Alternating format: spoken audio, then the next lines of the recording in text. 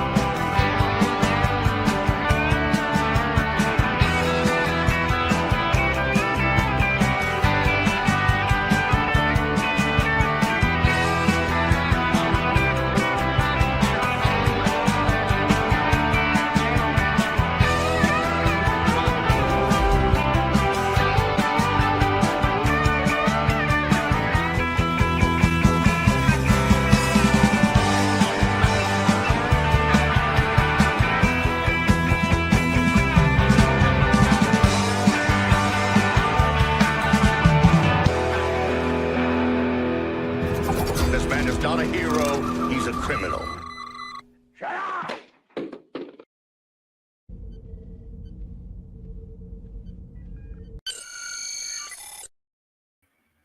Hello, my guests. I am your host, Admiral Teague. Welcome to Admiral Teague's Streaming for Vengeance show, the best show on this channel at this time. Hello, John the Beagle Dad. Hey, everybody, do me a favor. Could you tweet out that I'm live? I don't get a lot of time to tell people when I'm coming on or promote, but what I do have is one of the most virulently steadfast co-hosts a man can have. It is my pal. He is very, very small. He is microscopic, in fact, but he is taking over and he is multiplying. Hello, Resolute Germ. Hello, Teague. And hello, Welcome. John. And hello, yeah, exactly. Hello, John. Guys, it's good to be here. You know what? We have a little bit of a problem with Romulans. Romulans, they're out there. They do their thing. We try to let them play their game and we play ours, but I'll be damned if I'm going to drop out of warp while that Romulan ship is creeping around the sector cloaked. Am I right? Well, I wouldn't classify them as Romulans. It's a pack-led ship with Romulan tech. Yeah, that's better. It's a pack-led ship with some acquired Romulan tech. We believe it was ultimately given to them by the Romulans, but yes, it seems to be appropriated from another species. And we say hello to everybody. By the way, did you hear the great news about gargoyles? Oh, yeah, it's making a live-action movie for the 150th time. Yeah. Literally, after every time Disney comes out with a live-action remake, Gargoyles is the next one out.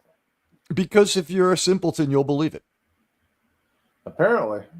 This is the Star Trek 4 from JJ that of announcements. We've heard this hundreds of times. We have heard it since Mr. Worf was the voice of I Am Weasel and other great things, and they're still saying this now. It's coming out next week. It's basically a TNG movie, though. I mean, we have like 3 voices, right? We have LeVar Burton, him, and is it Jonathan Frakes? Jonathan Frakes is the primary one. The others, I believe, appeared. Michael Dorn, I think, he's got a lot. He might not be primary, but he's in it a lot. He's one of the Chief's second ones. I believe he is one of the pack members. Hey, but by the way, John the Beagle Dad, here's what we do. I'm flying both flags. I'll show you. Isn't that a great hat, Jerm? Isn't that a fantastic hat? So I've got it covered, John. The original Gargoyles, John the Beagle Dad, if you haven't seen it, it's actually all right. It's not that bad of a show. It was pretty good. It was high end. I'm sorry, not Saturday, but it was a high-end weekday afternoon cartoon. It wasn't exactly Batman the animated series. It wasn't the highest concept in the world, but it was slightly imaginative, slightly artistic, a little bit interesting, and far less dumb by half than any other show on of that style. What would you say about that summation? Pretty close, yeah. Yeah, I enjoyed that one. Star Trek, Jonathan Frakes, and the bitchy one. I can't remember her name at the moment. Marina Sirtis. Yeah, I thought she was somehow involved. Those were the two primary voices on there from Star Trek. They brought in a lot of the others from time to time. I remember LeVar Burton being on. And everybody, hit those like and follow buttons. And if you're coming through later, you can do that as well. And leave me a comment. I respond to every single one. And we are right now, what we have is a pack-lead freighter that has been causing problems left and right. And you know what? We have seen them now finally drop out of their cloaked environment. And maybe we're going to get some idea on that. But check this out, Jerm. Look at this gentleman. Very serious looking man, isn't he? Yeah, sure. It's good news for Disney, Jerm. I know that always makes you extremely happy. Better than expected Q2 for Disney. How about that? And how? But here we go. Subscribers to 126 million. Can you hear this freaking guy? Yeah, I can hear him. Okay. Let me just make sure I don't have any other volume options. Did they have a 10-run inning yesterday? Wow, I wasn't aware of that. And hello to everybody coming in. I really welcome you. Do me a favor, tweet out that I'm live. Get the word out. There are some options at this time of day. We'll be here for a while. Disney reporting that they are, for the quarter, they seem to be saying up close to 10%. Up 8.53, which is 9.25%. So because they were hanging out at the $100 mark, which is really good garbage stock, we did this a couple of times when we crunched the Disney numbers. What was the deal? Whatever their stock was worth before all this nonsense, we went back 8 years. At that point, it was worth $450 in today's money, and now it's worth $100 in today's money. It's lost far more than the fact that it was worth $275 to $305 for a while there. It's lost all the extra added value. And hey, Sci-Fi Mommy, it's good to see you. It's lost all the added value. Go ahead, Jerm. With that. You got to take into account that it doesn't have the 3 bombs they just had this past quarter. What are you saying? They're able to push Snow White forward because the quarter begins in November, so February it was this quarter, so Q2 is going to be a fucking nightmare, or Q3 is going to be a nightmare. And how can we be in Q3 if it's March? I mean, if it's May. Although the year ends in October, right? But we shouldn't be this far ahead. But we shouldn't be in Q3 as month 7. I guess that is. Yeah, all right. We're in month Q3. All right. So Q2 is over, but Q3 started days ago. I guess nothing changed, and they had these numbers more or less baked in for the last week, and they could just make up the margin of error. So here we go. Disney reports better than expected. Q2. Hey, sit down. It's great to see you, my man. Everybody, do me a favor. Hit that like and follow button, and be a pal. And go ahead and please go ahead and tweet out that we're live. All right, so here we go. Let's see what this guy, the very serious looking gentleman here with the glasses, what with the suit. I think he might be a couple of years behind on that tie. Are those still in the super thin tie? Is he wearing a shoelace? Is that a Texas string tie? I mean, what the fuck? And what's with the brown? I like the blue and the gray, but the brown worked in there. It doesn't match his glasses either. Well, you tell me, Jerome. What do you think of this guy's suit? Well, he's working for Yahoo Finance, so he probably bought that tie at Goodwill.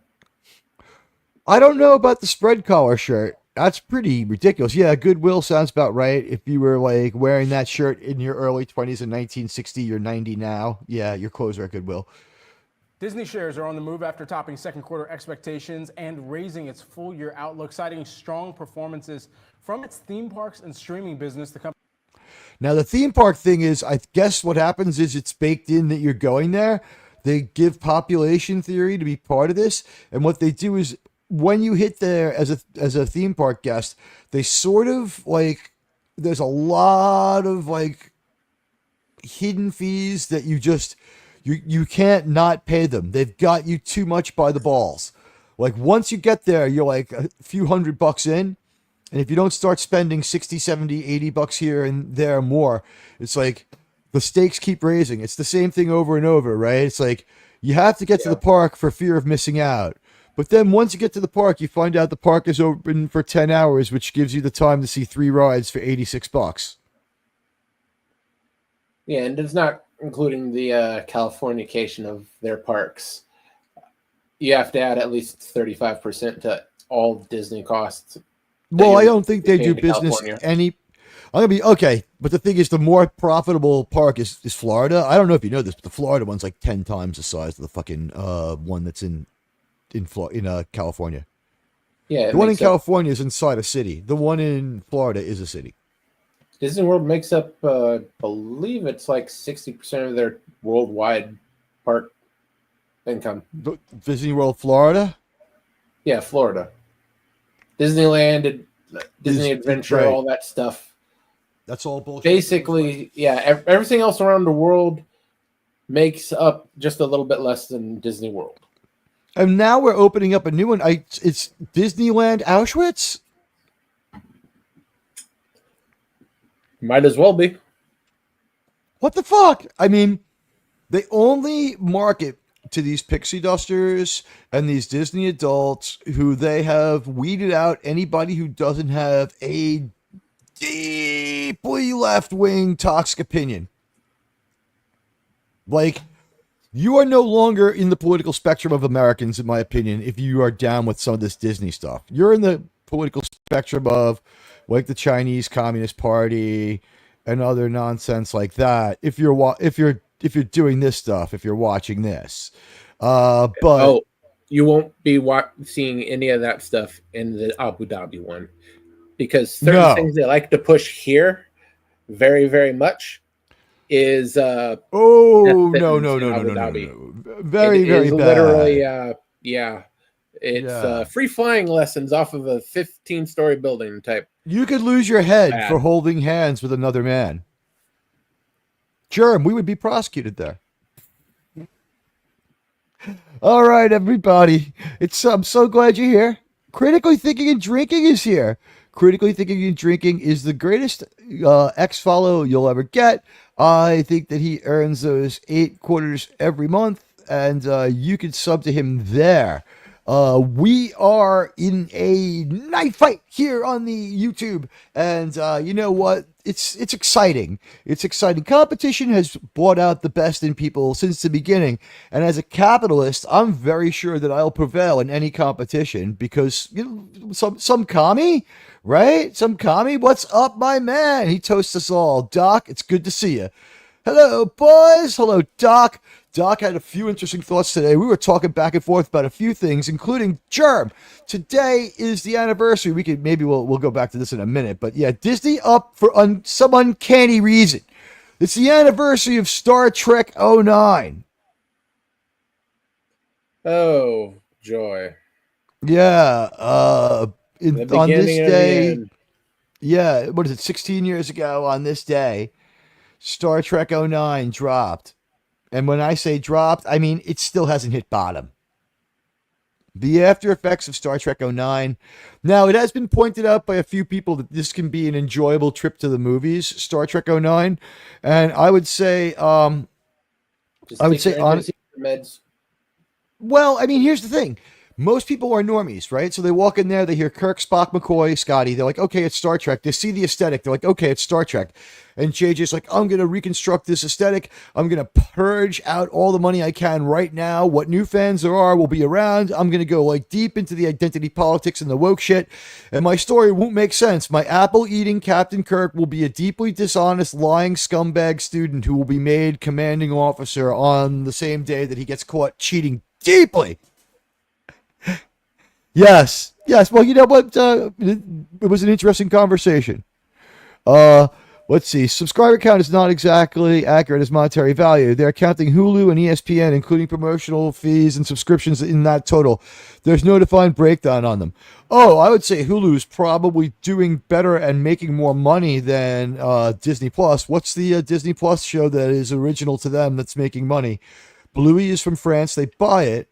Now, I understand it's doing well and that is well liked, but it's whatever it is, right? Disney has nothing to do with it. They buy it.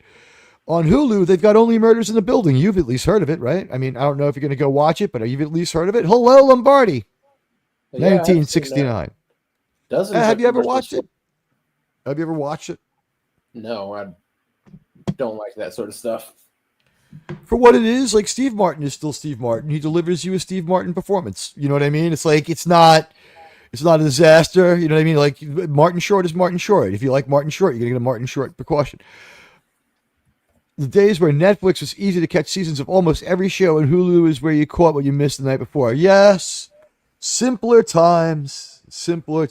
But that was the world we've made for ourselves. Lots of lovable stations, but no lovable, bingeable TV. And I think that's honestly, we talked about this. I don't know, Jerm. I never really got your reaction. I think everything streaming, and hello, buddy. Everything streaming is it's changed the nature of TV, and the reason we're having so much trouble with Enterprise is it doesn't have its own syndication generation as such. Yeah, there's just too much niche stuff out there. It's not widely. Even with cable, you had maybe 100 choices at any one time. Now you literally have 100,000 things you can choose to watch at any given time, and it's just all too much up to the viewer to get those kind of numbers and that type of loyalty again. Yeah, right. And also with these writers, what kind of talent do they even have to be able to try to command that sort of loyalty? And I thank every single one of you who's chosen to join us here. We're talking about a few of the developments going on. A couple of them touch on J.J. Abrams. It would be very surprising if we could get through a week without him. But did you see that they've restaffed the Batman movie? Yeah, let's see if that actually happens.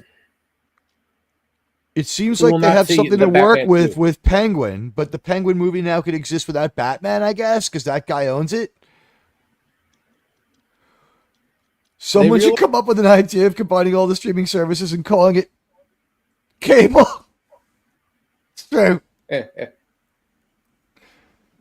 Thank you, buddy. Yeah, I don't think what happens is Star Trek goes off the air, Enterprise goes off the air, this flood of bad Star Trek starts. I think for a while it's under a prohibition not to be shown. Plus it's owned by a network that kind of disappears into the ether. There's nobody there to say what the hell is going on. It's like really, and what the hell was going on with the episodes of Enterprise. They don't stream. I heard that the JJ people didn't like them and consider them brand damage. And how could it not be? And hey, coming here to our stage right now to celebrate Trek 09 with us is a friend of the program and a friend of mine. It is Fat Steven, JFG Gaming. Hello. Let's get you up in the middle. You guys know where I can buy some crack?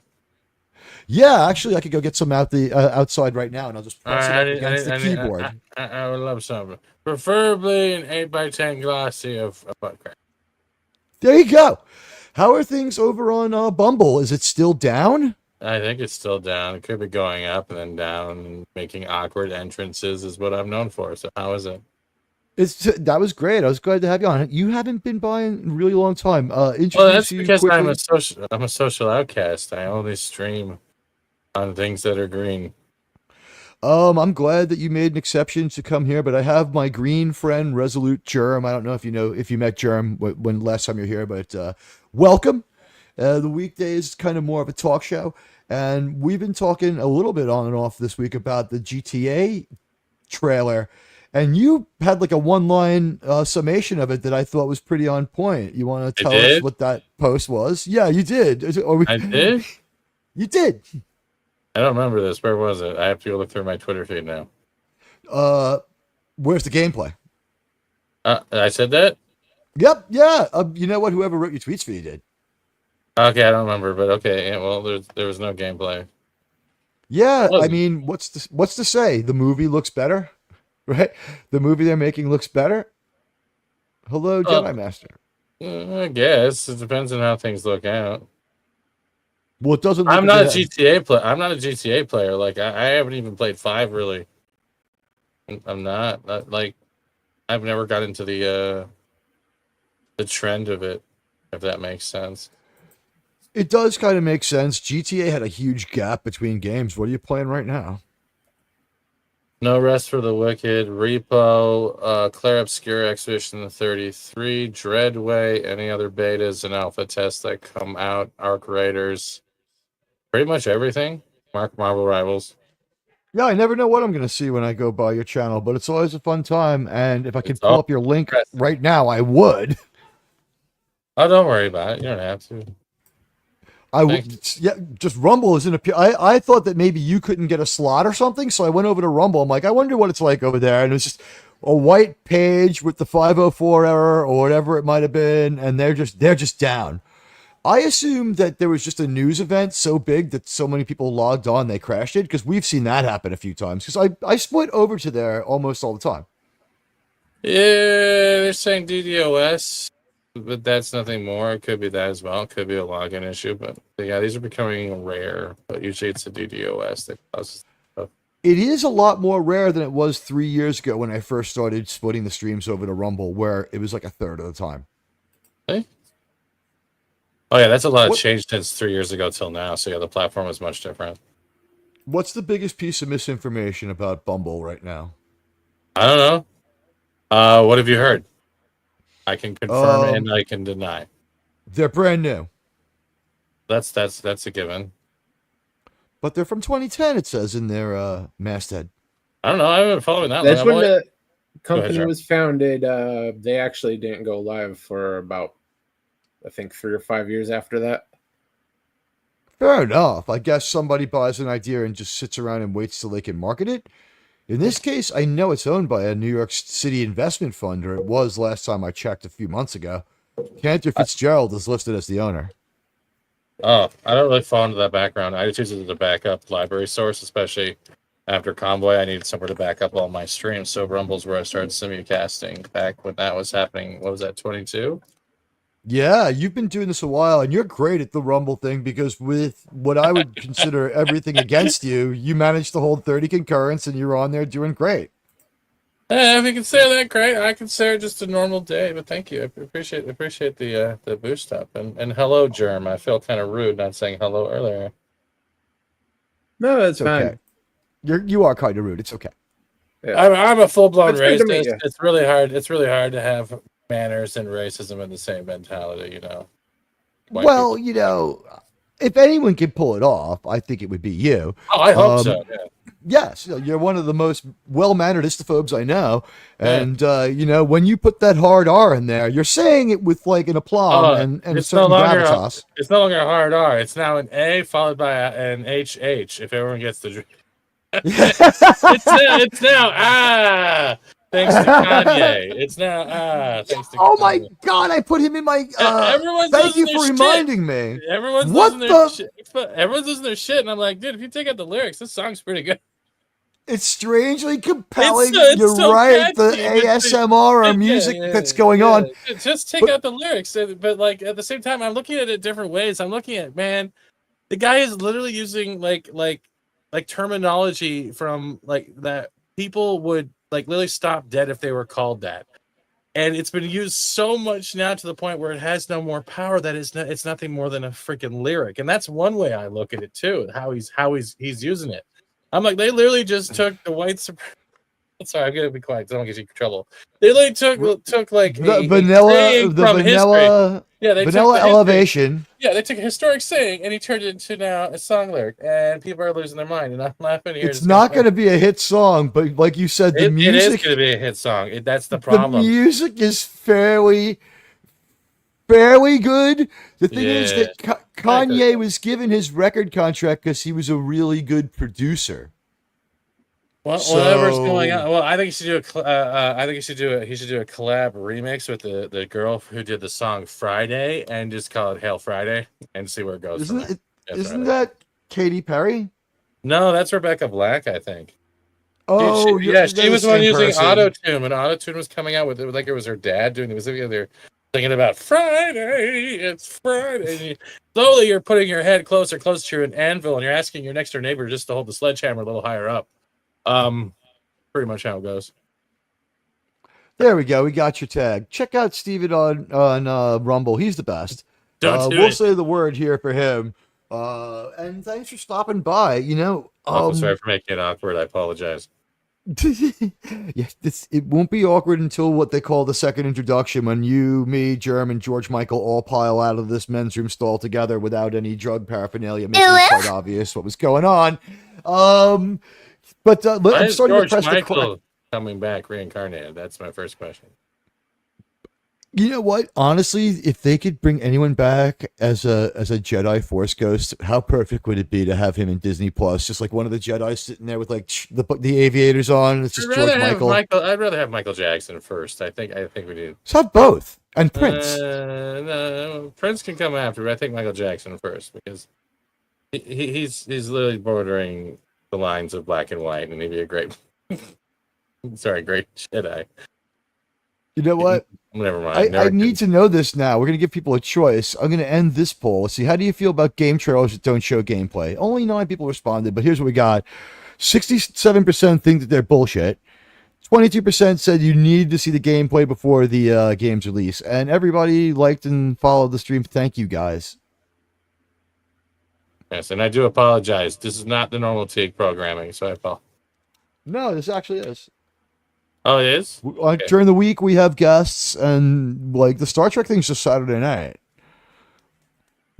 A man cannot live on Star Trek alone, especially with them destroying and cannon bombing their own stuff. Like, I know you like Lower Decks, and that one is like relatively harmless and benign. Or you've said it's watchable and funny. Haven't you spoke up favorably? I thought you did. Didn't you aren't you the one who sort of championed it to me? No. Rebecca Black Friday. I liked Black Sabbath. Yeah, I liked Picard season 3. Nothing about Lower Decks. Yeah, I think it's Rebecca Black. Is it Rebecca Black? It is.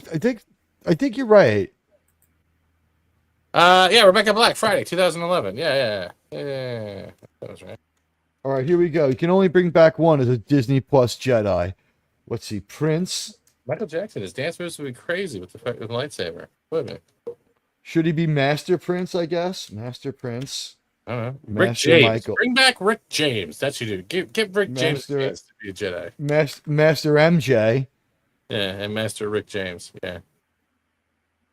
We have room for one more choice. Who would be the last one? Master George Michael. Okay. Master Rick James.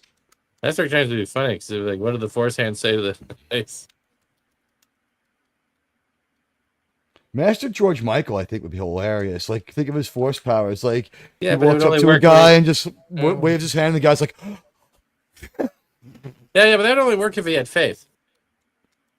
You would have faith, and he'd be like a father figure to the other Jedi. I can tell you one better on that one, man. I had that album. So, hey, Susan Dolan, good to see you. Yes, Admiral Teague is streaming. Tell your friends about me. It's good to see everyone here. I was taking a look very quickly. We got our friends over at like place like WDW Pro and place like that doing stuff. And on that topic, real quickly with Valiant Renegade and other shit, what's the secret to the perfect thumbnail? What am I doing wrong? How do I make them better? All right. I have no idea. What's wrong with your thumbnails? I don't know. They're just I need them to be more impactful. I did go to YouTube thumbnail school, but I understand you make the best. I do not. Do I? Yes. I don't know. I think Neurotic makes better ones than I do. X-Ray Girl makes better ones than you do, is what you mean. But yes, yeah. Oh, X-Ray Girl makes them? I didn't know that. I think so. I think, Jerem, what do you think? Who makes Neurotic's thumbnails? I believe X-Ray Girl is his producer. And other than that... I thought it'd be Perry Chan that was doing his thumbnails, because he also does the video editing. I thought he was handling the multimedia on that side. He's got a couple of producers. I don't know who produces live. He may even have a thumbnail guy. I have a thumbnail guy. It's me. Yeah, we all have a thumbnail guy. It's called ChatGTP.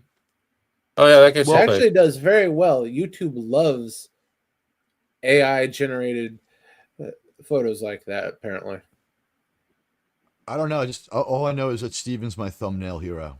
Like that Foreigner song. He's like my thumbnail hero. But I don't know how listen, that works. yeah, you make good thumbnails. What can I tell you? Yeah, I don't know. Like they're not going to end up in the Louvre. I mean, don't let it go to your head. I just think you do a good job. Yeah, I guess. Yeah, you know me. Lou. No. Yeah, but okay. Thank you for the compliment. But yeah, Lou. If I could say anything about your thumbnails, though, I mean, if someone's going to throw tomato paste at something, if it's going to be the Mona Lisa or one of your thumbnails, let it be your thumbnail. Okay. Well, I don't really draw many Mona Lisas, so I guess you make sense there. Yeah, I mean, if you've got one can of tomato paste, you can only throw it at your own creation or the Mona Lisa. What do you go for? At the people that are trying to throw actual paint on the Mona Lisa. That's what Yeah, it is kind of a shame they had to put it behind a shield, but at the same time, I guess it makes freaking sense. Mm-hmm. I went to the Netherlands. Clownfish? Yeah, Clownfish has a good one too, Susan. Sorry. Clownfish do have good thumbnails. No, you're right. Please feel free to interact with the chat. When I went to the Netherlands, they had like a Van Gogh section in their in the Rijksmuseum or the Rijksmuseum. I don't know how exactly to pronounce it in Dutch. The Ricketts? Rijkts, but it's like their J is like an H and their I is like an E, so it's like the Rijksmuseum. And it's nice. It's really cool, but they have a lot of cool stuff in there.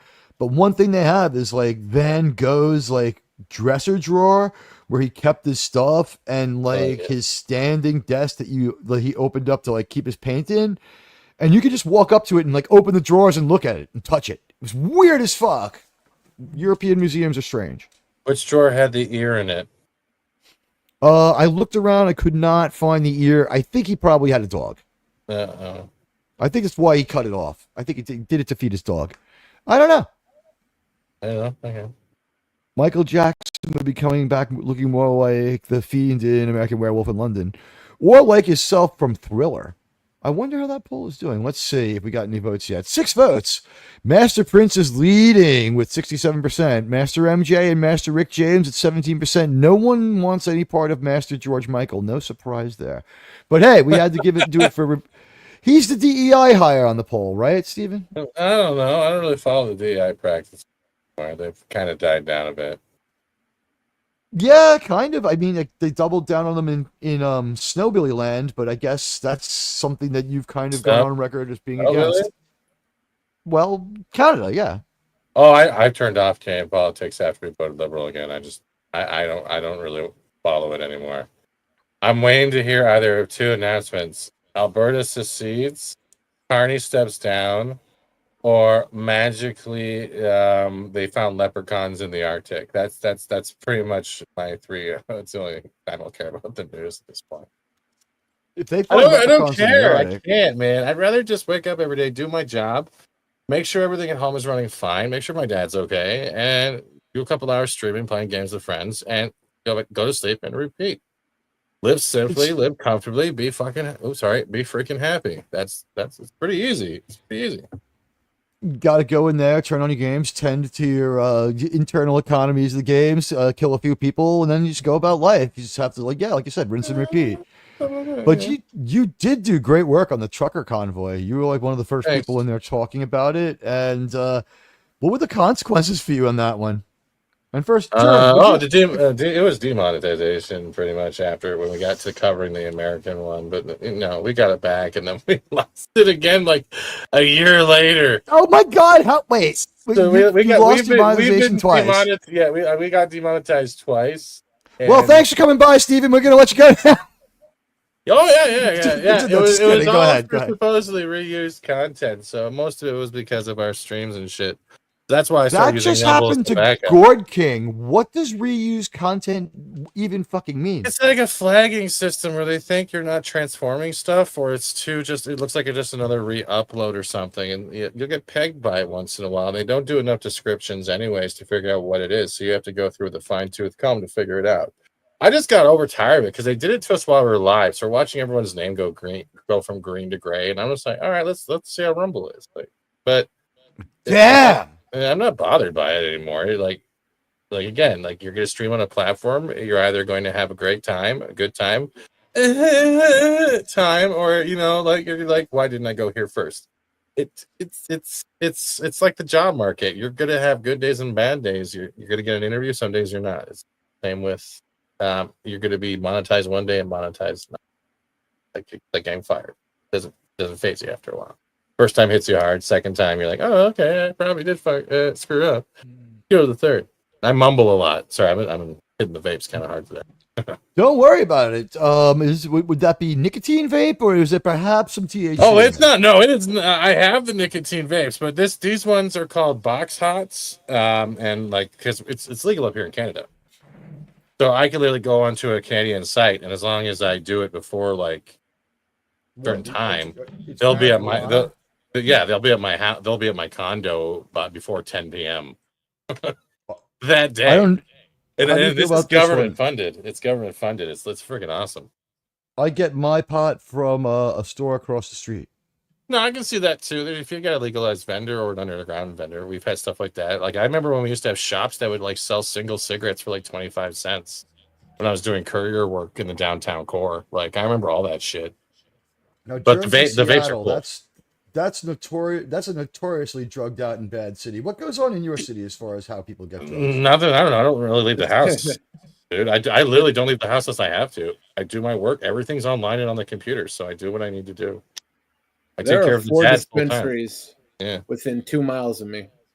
There's also a great thing. There's also a great thing too. If you have like an Android or an Apple phone app, look for an app called Weed Maps. So like if you live in a state or a province that's not legalized in, Weed Maps hooks up and shows you if there's people around or dispensaries nearby, or people that will drive and deliver to you. You can call them up or hit up their website, and it's a huge app. A lot of services for your areas that might not have it.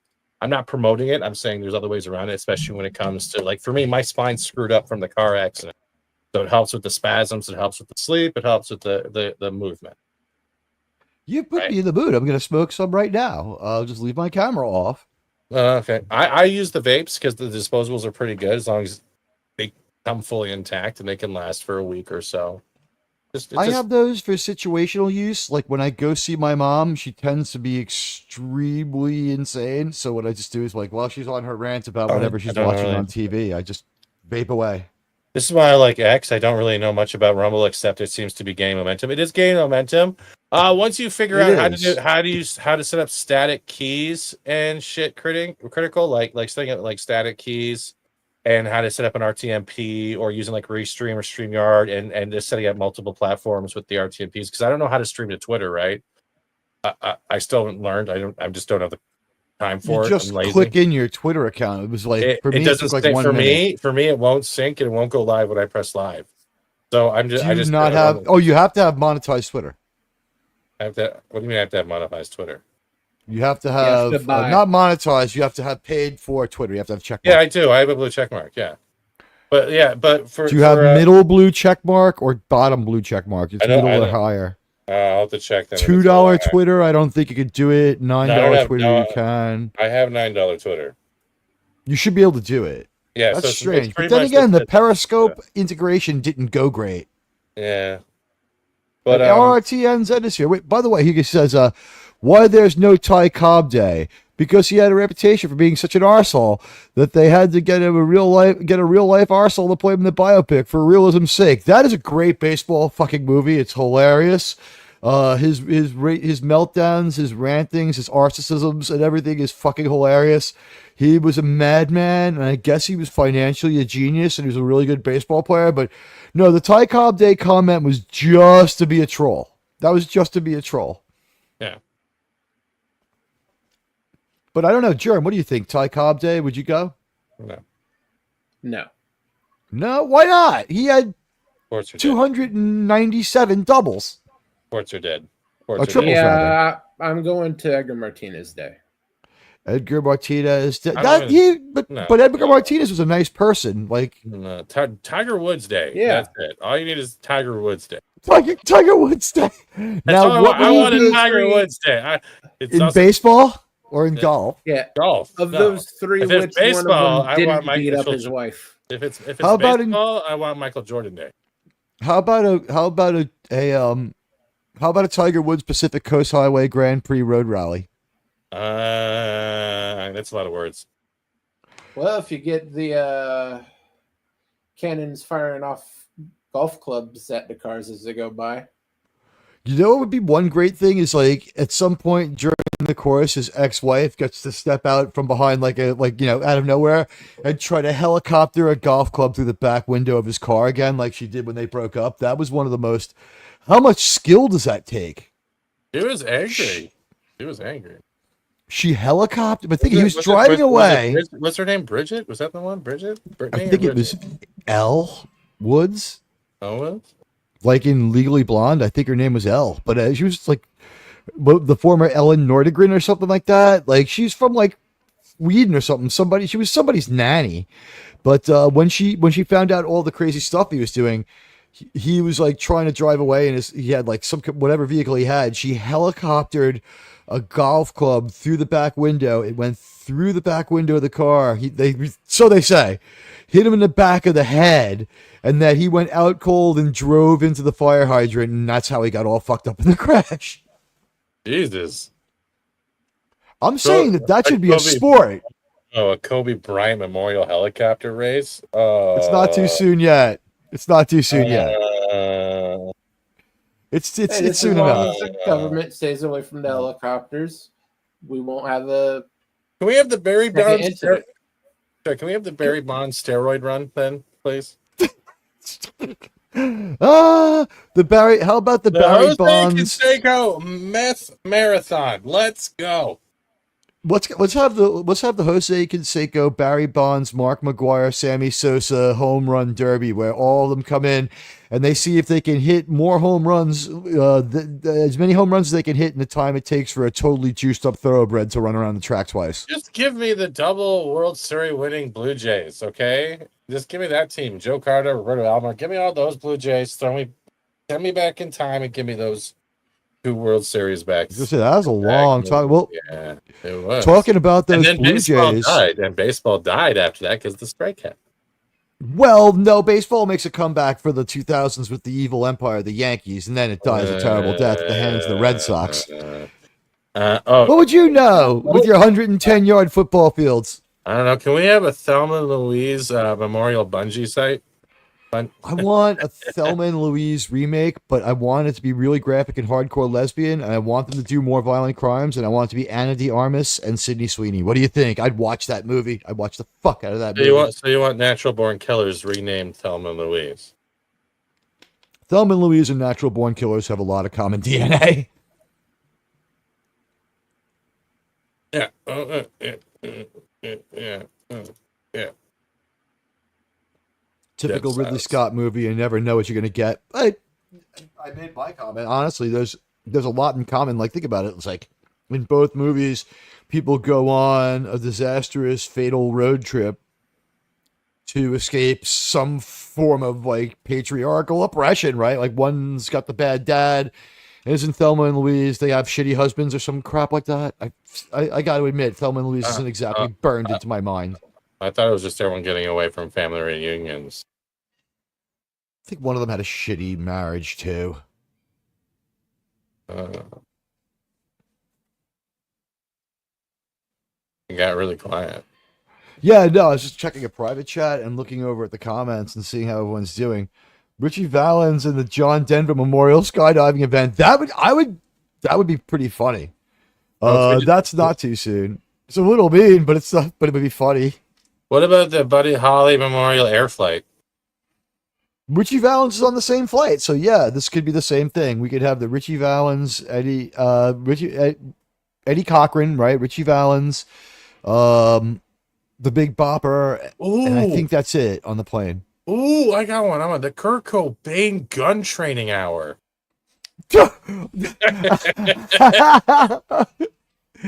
The drunk driving, defensive driving course with Vince Neil of Motley Crue. No. Hygiene with Chris Cornell. That one might be too soon. That one might be too soon. The Oscars with Chris Hansen. That would be fucking hilarious. This is his first Oscar and his third felony. You know, I just want to say, hey, RRTNZ, thank you. We have a $10 super chat from our good friend RRTNZ who says, weighing in, True Romance and Natural Born Killers were almost the same film. Yeah, I mean, like on plot points, a lot of them do align. I don't know, like, as far as how far into the movie it happens, but some of the things are the same. From a Tarantino idea, but one was a Tony Scott masterpiece and the other was Oliver Stone Cocaine Fueled Nightmare. Are you saying that they all got the same, like, pitch idea from him? Or, like, the same weekend both of these scripts arrived to be improved? Because Natural Born Killers, it's still... I think they swapped and wrote for each other, then they just swapped them back, and they just did like one directed for the other and one wrote for... They do that with Robert Rodriguez and Tarantino, too. So I'm not sure if it's them or yeah, Tony Scott does a little bit better of a job with True Romance, and Natural Born Killer's a little too out there. But it's a good movie. How about Yoko Ono singing lessons? He said that would make you want to go to this next event, the Kurt Cobain and Ernest Hemingway skeet shooting event. Yeah, I'm there. The Alanis Morissette singing lessons. There you go. God, she kind of always sounds like the orgasm didn't quite happen. I didn't really go that far into Jagged Little Pill, but okay. How could you get away from it? Were you alive in 1997? Probably, but I still like Jagged Little Pill. I like the first album. What's your first song? What's your favorite? That's not her first album. That's like her 8th album. Jagged Little Pill? Was that the first album? That's like the 8th or 9th Alanis Morissette albums. That's the first album where she switches to that style. She had been like a really, really facile pop star with like, think like Tiffany. Oh God, no, Jagged yeah, look at the album with the hand in the hair. Yeah, no, thanks. Jagged Little Pill. That's the one I was. Her career sort of starts again anew, and what's funny on that is the drummer from I want to say Nirvana, but it's not. It's the Foo Fighters, the other band with Mr. Full of Himself. Let me ask you a question. And there's a no. Let me ask you a question. Dave Grohl, talented or affable? Which one is it? What, for Foo Fighters? Yeah, is it just that he can hold a decent conversation? He's talented. His music's still fucking. I like them better than Chili Peppers.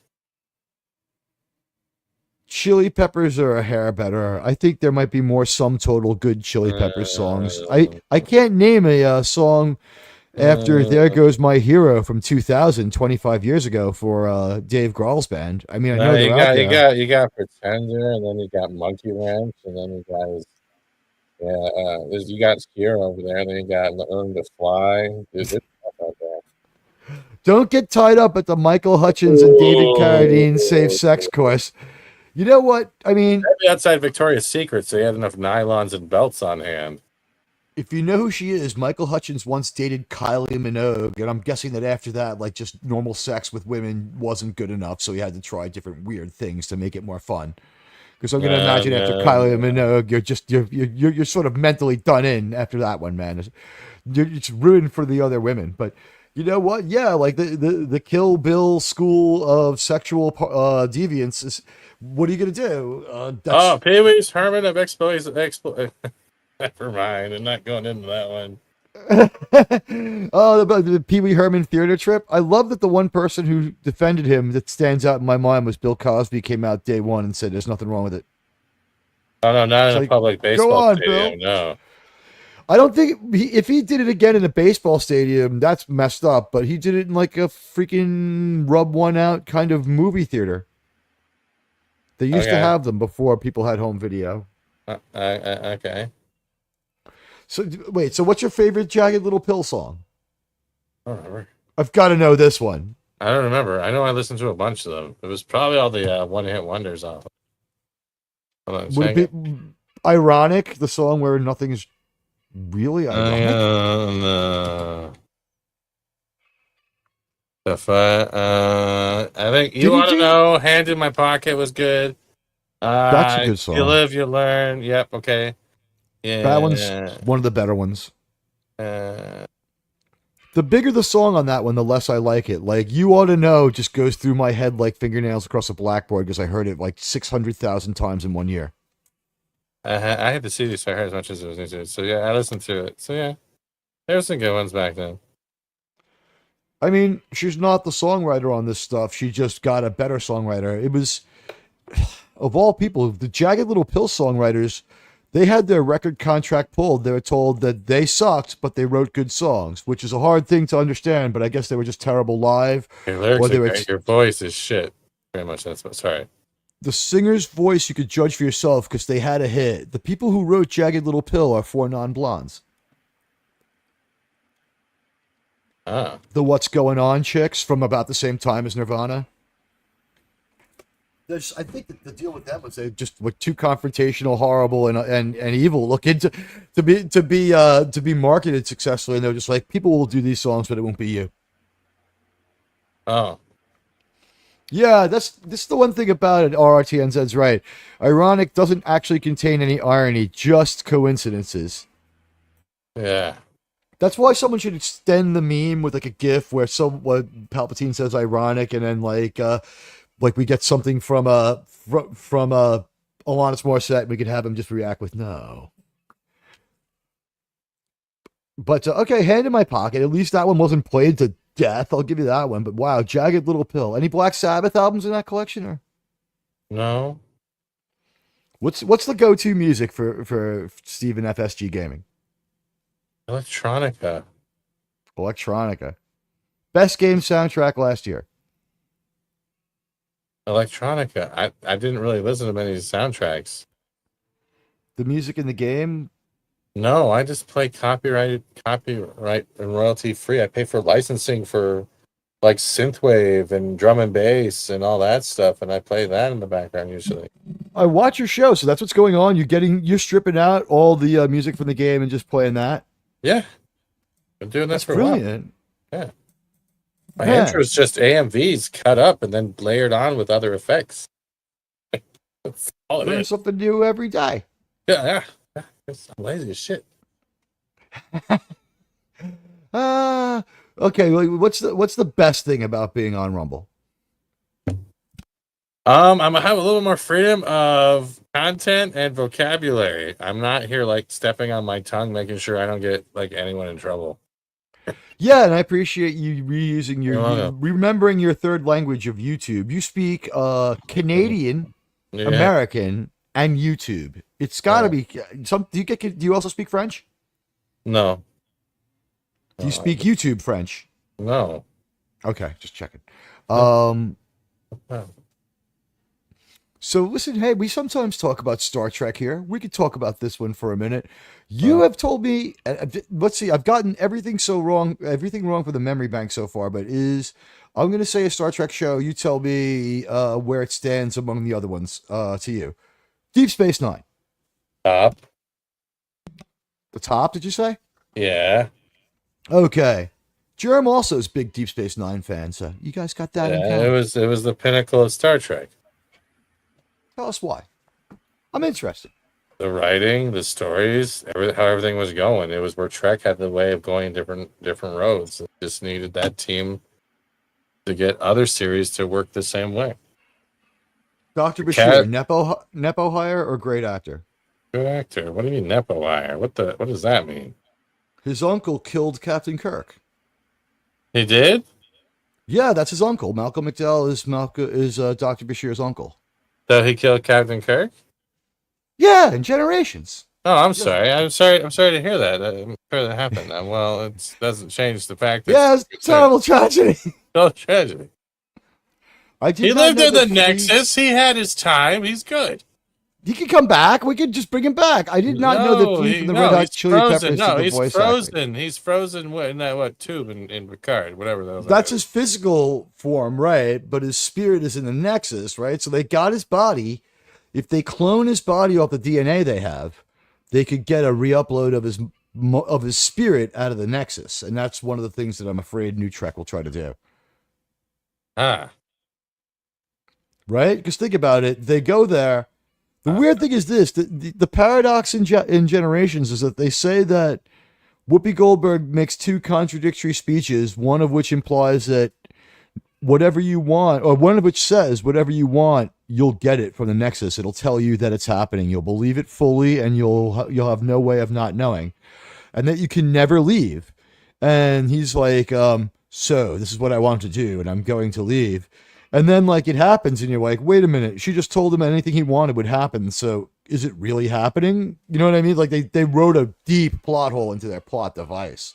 Never thought about it. Good point. Sorry.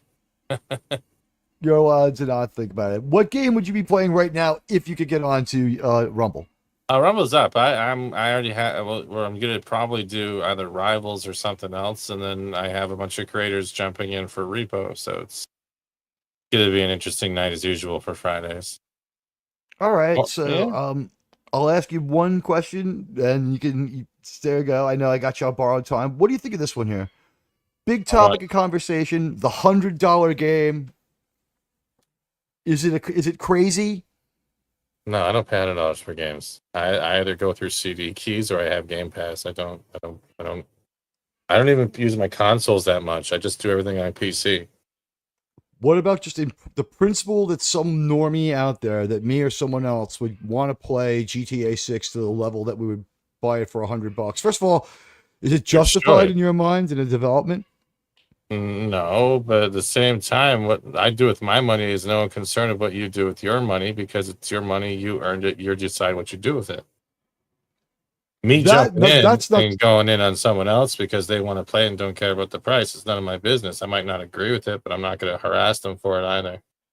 Right, everyone's allowed to make their choice, and their choice is right for them. Well, the industry's going to realize that why aren't people buying $80 games? And when that happens, hopefully they'll have a little switch up. But like Legendary Drops was saying, there's with shit going on in the EU and everything else. Wait and see what happens. If you really want to play it, you're going to drop the money. It doesn't matter if the games are going up to $80 or not. People have always been like that. Other people will wait, or people will look for a deal.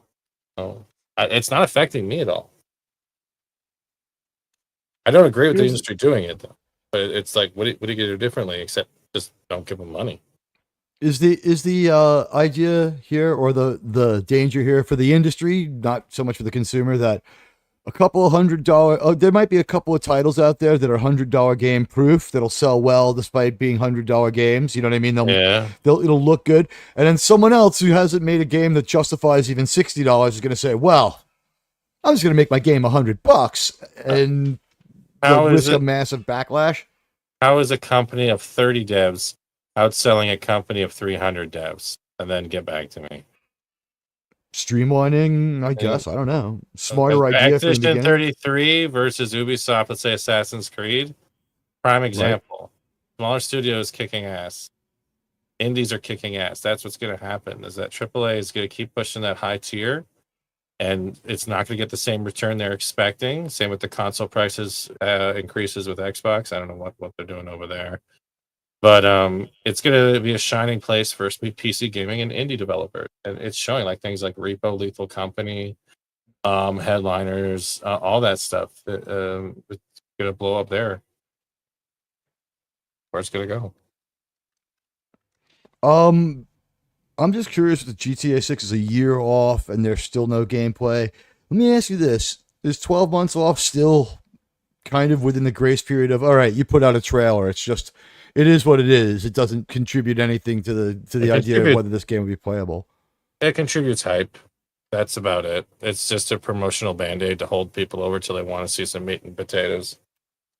Again, this is all opinion, right? This is not you validating what I'm saying here. This is just the thought police will be coming to your place and arresting you for having these opinions. That's lovely. I'll move to the UK so it happens faster.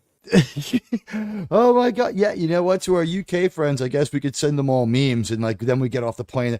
Would they send someone that could just come grab us? Like, is a Scotland Yard guy going to come to my apartment and be like, Admiral Teague, you're under arrest for islamophobism, we're bagging you up and bringing you to Brixton prison?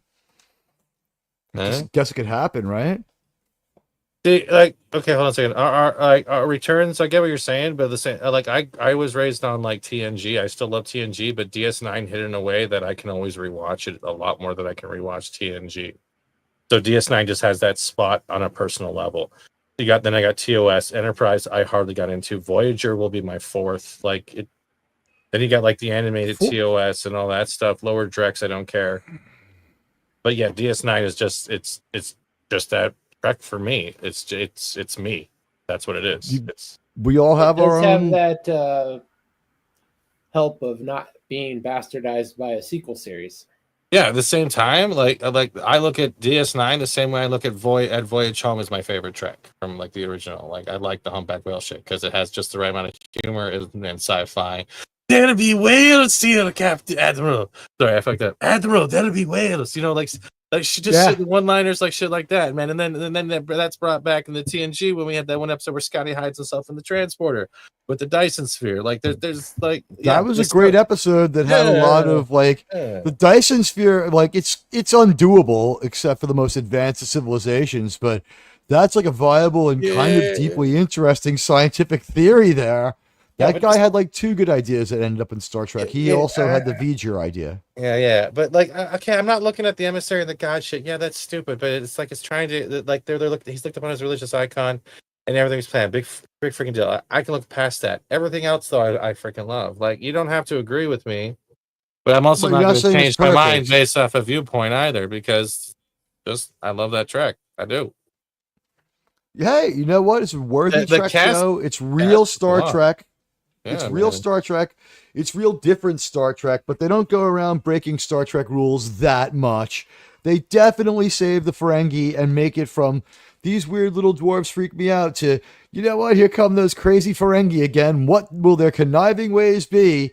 And like, you're free to do whatever you want because they're not like, they're not human. You know what I mean? Like they're from a greedy species. They live by these rules of acquisition and stuff like that. And they do as much to bail them out as Voyager does to kind of kill the Borg. Well, they kind I think in a way they kind of represent the different parts of humanity just in a different species to show and highlight what we could be if we went down a certain road or went down this way, right? Like logic, no emotions, or greed without thought process. You know, it's all that stuff. I think well, that's your best Star Trek races reflect us, right? Mm-hmm. And then like even if there's just like a nebulous bad guy, they try to quote unquote humanize him. But I don't know if that works. The show we're doing now, and we're going to try to shortcut our way out of, is Enterprise. Enterprise is a good show, but man, they bent Trek lore too much before they did it. And then their Trek show, which tried to kind of be back to basics, the lyrical theme song definitely doomed them because the drop off after the Broken Bow movie is huge. There was no interest in watching it for a few weeks after that. I still am baffled that Enterprise did so badly. Yeah, but that's the difference. I see where you're coming. But that's the difference. The universe came to DS9. The Enterprise went out into the universe. It was two different aspects, right? Well, so yeah, of course the does get a little more watchable when we give them a ship and more characters, though. That's true, but the character evolution of being on a station and like nothing is ever like your own secret news. Everyone eventually hears everything. It's the same as a Starship. I think it was just two different retrospects, and they both worked because even TNG kind of changed their episode style as DS9 was getting better into their third. Were the second season or third season? How long did TNG last for? TNG went 7. Yeah, but how many years into DS9 did TNG go for? I think there's a 2-year overlap. Golden Khan, man, changed his whole fucking biology just to fucking get to the power race, man. That was crazy. I'm gonna make myself look Jordan as hell just to get into Kyrex's pants. Now let me just ask you. Courses. I'm gonna say a name, and you're gonna tell me if they were a good spouse. You ready? Okay. Keiko O'Brien. Sure. No problems with her? No. Well, you know what? A lot of people skip the episodes if they bother me. That's the best part about it. She wasn't there half the time. That's her great wife. She scares Worf. Yeah. That's why I like her. She scares Worf. I think people say that it was a really terrible relationship and he was wrong to put up with her, but I give this as evidence that it was a good marriage. He didn't make the wrong decision. I wasn't even looking at that. I think it's worthwhile to just point out that while Miles may have been henpecked to death, it's not like he was some kind of idiot for dealing with that. She is. No, she wasn't. Troy was the worst. She cried too much. It's close. The thing is with Keiko, they do a better job with other characters. With Keiko, I think the deal is the actress is actually fairly successful outside of Star Trek, doing a lot of soap opera stuff and like Hallmark Christmas movies and being a best friend and a lot of stuff. So she's making her money. And it's like kind of like Star Trek is like happy to get her, and they're like, oh, she adds a little gravitas to our show as the wife. So they never had like a real vision for her because they knew she wouldn't be there a lot. And my favorite dropped plot line is the one where she gets Jerem will know this one. I always bring this up as my Deep Space Nine straw man. There's an episode where she becomes the teacher out of nowhere. It's kind of ill-explained. She's the teacher at the school on the station, and everybody, like, basically she has her banned book controversy by teaching that the wormhole wraiths are just a space phenomenon, not deities. Remember that one? Uh-huh. They never were able to kind of clear up whether or not she was right or wrong. And the only thing I could take away from it was she was a Federation supremacist. That's pretty crazy. Well, the next time we hear about the school, isn't it like 2 years later and it's just been closed and she tutors some children at home, right? The school doesn't last. They get rid of the school rather than deal with the repercussions of what they say. Don't remember. I think they bring on every crazy person to complain about it. Don't we bring on Nurse Ratched from Cuckoo's Nest, Germ, to complain about the school? Yeah, she's one of the primary parts of the episode. She's basically behind it blowing up. The school, it gets blued up. Gentlemen, I do have to step away now because I have a stream in the middle of it. But I thank you for letting me No on. problem. It's always been your call. I thought I put it in the private chat. I guess I didn't. You too. But yeah, absolutely. Thanks for coming by and giving us a little bit of your time. Everyone knows where to find you. We'll drop your link in the description. So anyone coming through later, it's in the description. And go check out our pal JFG. It's good for you to come by. I haven't seen you in a bit.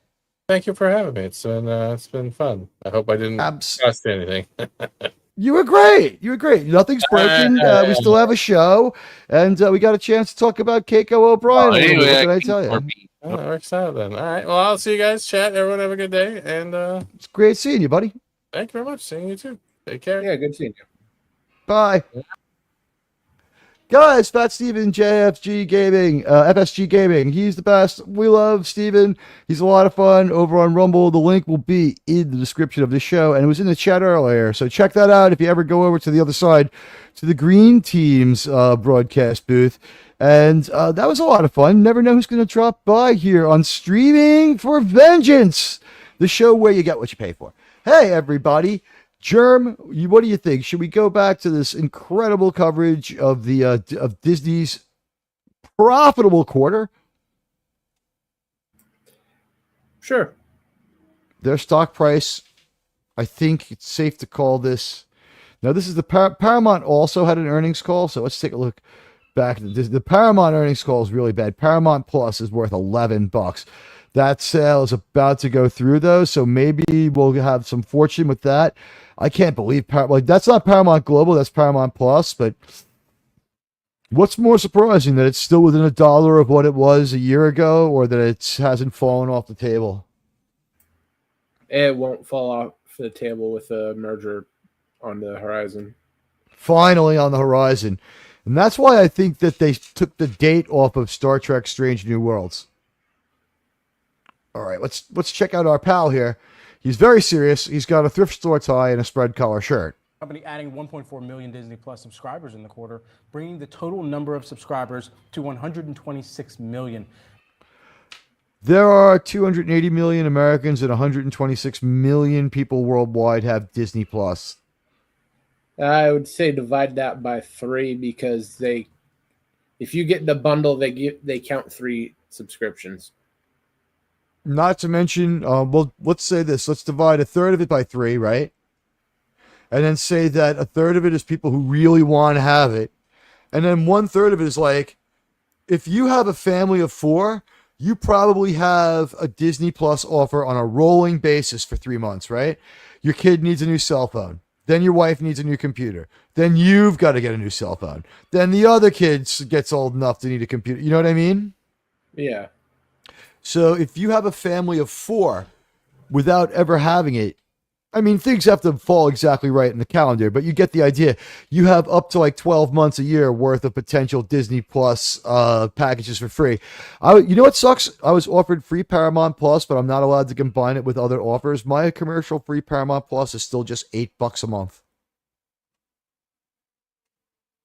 I don't know if is it because I wonder if it's because when CBS All Access went away and became this overnight, I wasn't grandfathered into a contract that could never be changed. Because that's crazy low. Yeah. All right, let's see. Go ahead. Sorry. I'm paying 4 times that amount for freaking Netflix. Netflix is also worth 400% more than Disney as a stock. Netflix is like $600 to $700 range. Disney's like $100. Yeah. So you might be getting a lot more entertainment potentially.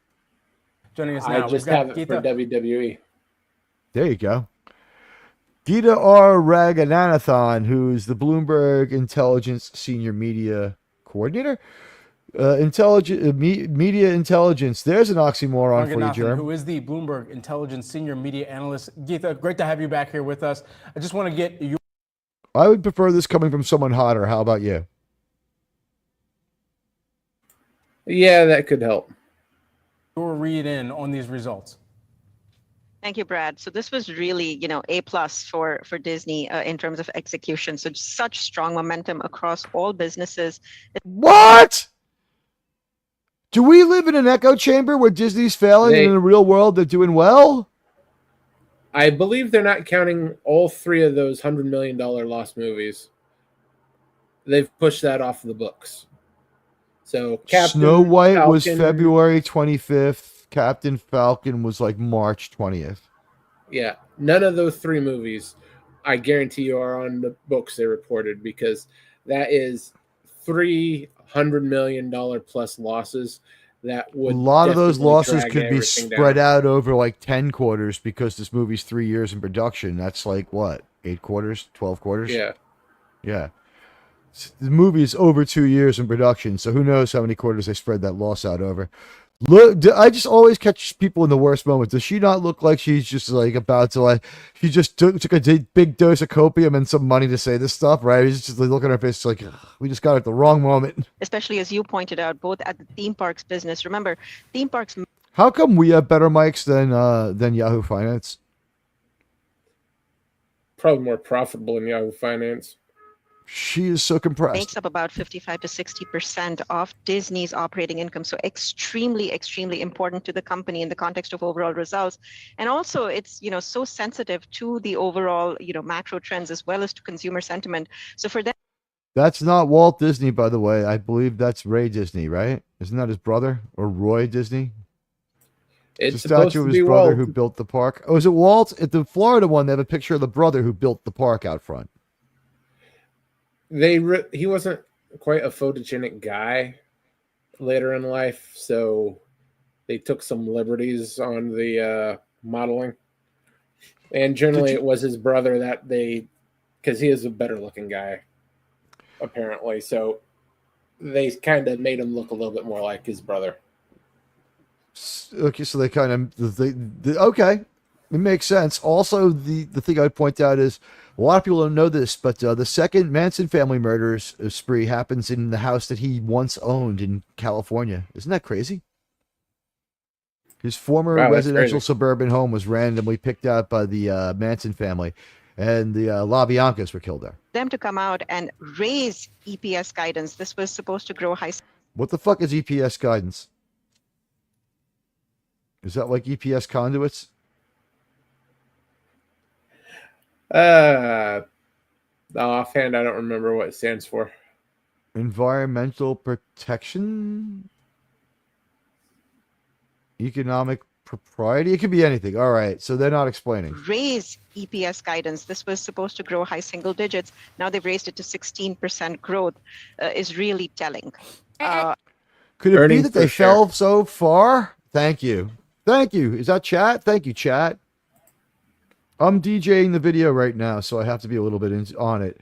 Where is this? Is this Disneyland Paris? Or is this in their French Quarter hotel?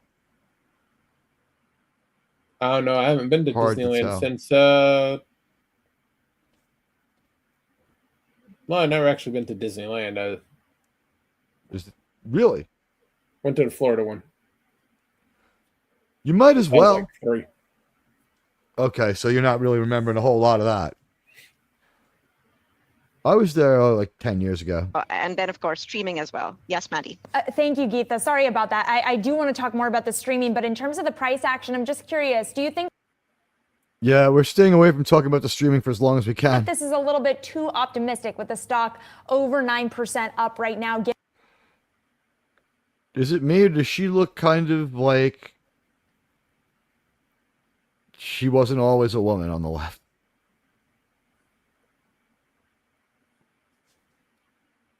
I don't think YouTube wants me to comment on that.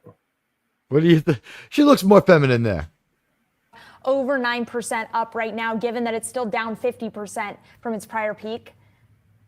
I don't think it's too optimistic. So they did, they obviously they have a very good growth outlook. And I think why that has managed to dispel so many fears is because, we were really kind of expecting this overall consumer slowdown to have a pretty significant impact on the outlook.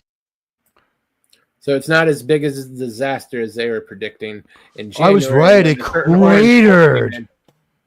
They had a lot of growth because they cratered. How are they doing so well in February when Snow White comes out? Is Snow White just the hit comes in March? Is that precipitous fall? It was February 25th. Yeah, it'd come the next month. Whoa. Snow White takes a bite out of the whole fucking stock. It drops them down from 108 to 99. Then, like, the continued fallout and the other failure and the release of Cap 4 drags them down to like $83. And now they've rebounded to like $92. And that's a triumph because they destroyed themselves down to 80. So it's 60% growth.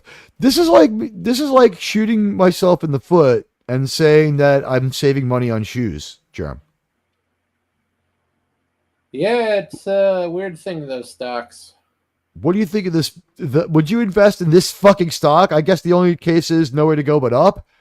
History of higher performance. Well, we don't have a big chunk here, right? It's just this year. It's a disaster this year. They're on their way up for a while there. I wonder what the catalyst was. A lot of Disney nostalgia over the holidays? The holidays are usually good for entertainment. For Disney's parks, and they kind of come out swinging and point to advanced bookings being up pretty substantially, both in fiscal third quarter as well as fiscal fourth quarter, and that's just not the macro economy. Remember, we also have a major competitor. So what she's talking about, this macro economy shit, is this. I had to take a class to learn this. Everyone's commenting on their favorite Deep Space Nines. Let's look at these for a minute. Let's see. Keiko was the worst. When she was there, she was awful. Agreed. We see why he stayed, though. It was a physical relationship. She was a wild woman. Germ, what do you think of his ultimate decision-making process for O'Brien there? Hey, if your wife's a 10 and she's only around half the time. 5% of the time. Yeah. But might as well.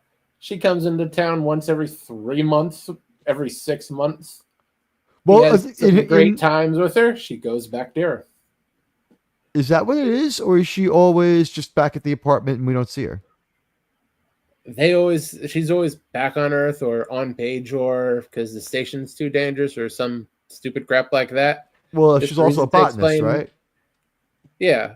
It's just a reason to explain why she's not on the station and on the show. And he's always hanging out with the doctor. I think RTN said this is his work wife. What do you think? Maybe. Yeah. I think that, but then Bashir's work wife is probably Garrick. Oh, but I did have a chance to ask you about this, but why don't you tell me again? What do you think of the Linda Park cameo being defined as a paid celebrity? I mean, I guess technically true. Yeah, Stretching I the guess. context to the brink of extinction there.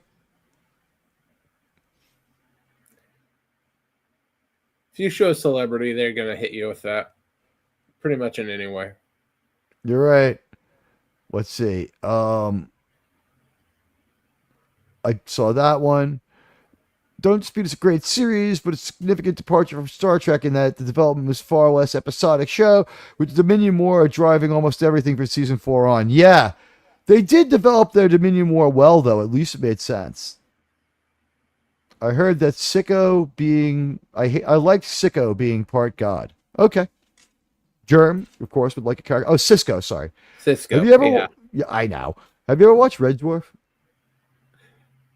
I did a long time ago. Couldn't really get into it after the age of probably 12. Kala got me the entire series. She was able to get me copies of the whole show. It's manic, but it's pretty good. I got to admit, British for me. it's deeply British.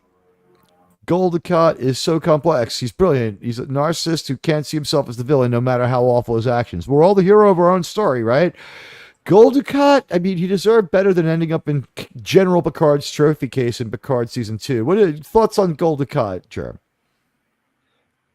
Probably the best villain Star Trek's ever had. Khan Noonien Soong is not as good of a villain.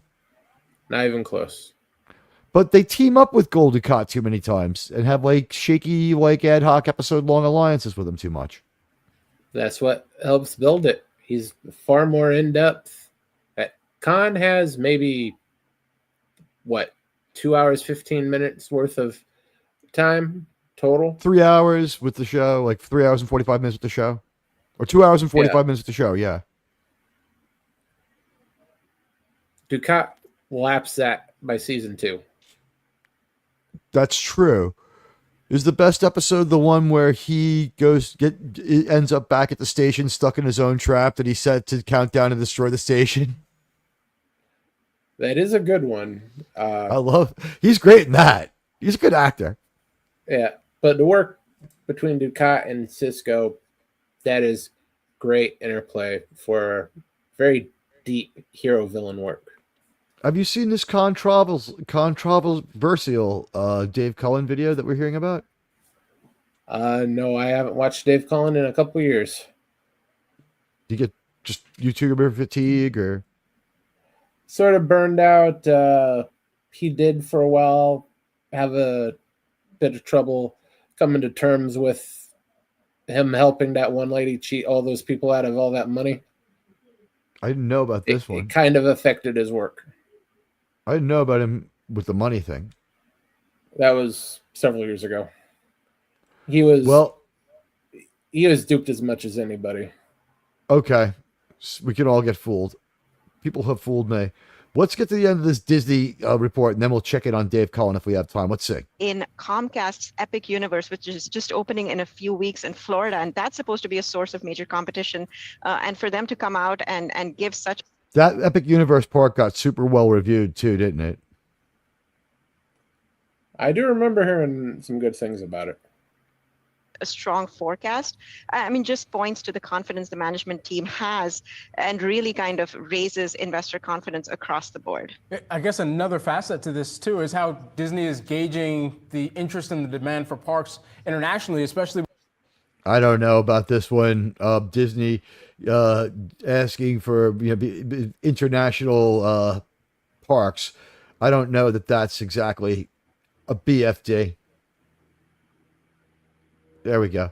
If we do it like this, I think we can play for a little longer. I don't think we need to see this not so great looking news team to have an idea of what's going on this not so great news broadcast. But let's give them a couple more minutes here of the Disney profits higher than expected. With the announcement this morning about extending the company's global reach, captivating new audiences with the 7th Disney destination. That's going. Sure. When are you and I going to Disney Dubai, right? Or Abu Dhabi? When are we going? Abu Dhabi, let's just say Americans ain't the best place for Americans. Might one lose their head over there if they behave the way they did at Disney America? I think the entire staff at a Disney park would last about 20 minutes. 20 minutes. Wow, great minds. And that's just time for them to sharpen the blade. And maybe the last person would have 40 minutes because it takes a little while with the blood and the head rolling around and all that stuff. So all of that in mind here, how do we get a kind of broader read on, or how investors should be grading Disney on bringing some of these new parks experiences to life over the long term? Now, Jerem, can you buy me about 90 seconds on this one while I fire a few rounds with my gold-plated Desert Eagle into the hallway? Yeah. Go for it. I'll give you 10 more seconds of audio to think on. Yeah, I think parks has really been such an underappreciated part of the business, Brad. And I think Now, these parks, like we said, they nickel and dime you to death. They get a fortune. Riff on that one for me for a minute. I'm absolutely just going to have to fire a few rounds down the hallway.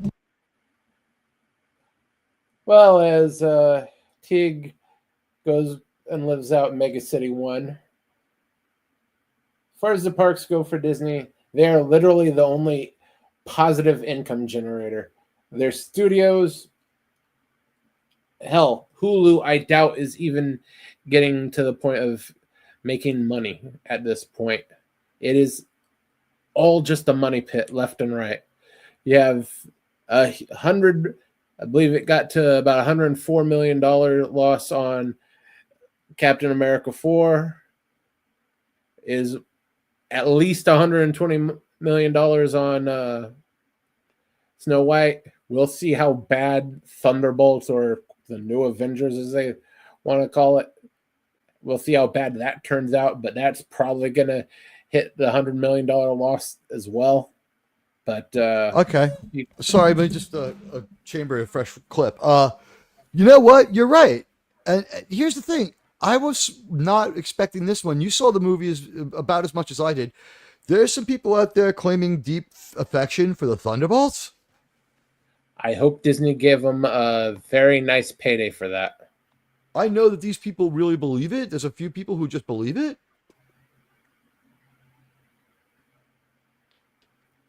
I'm not going to. What drugs are they on? I don't know. If they honestly hold that opinion, I'd like to know what pharmaceuticals they took to get that opinion, because I'd like some of it. I can use a good pharmaceutical.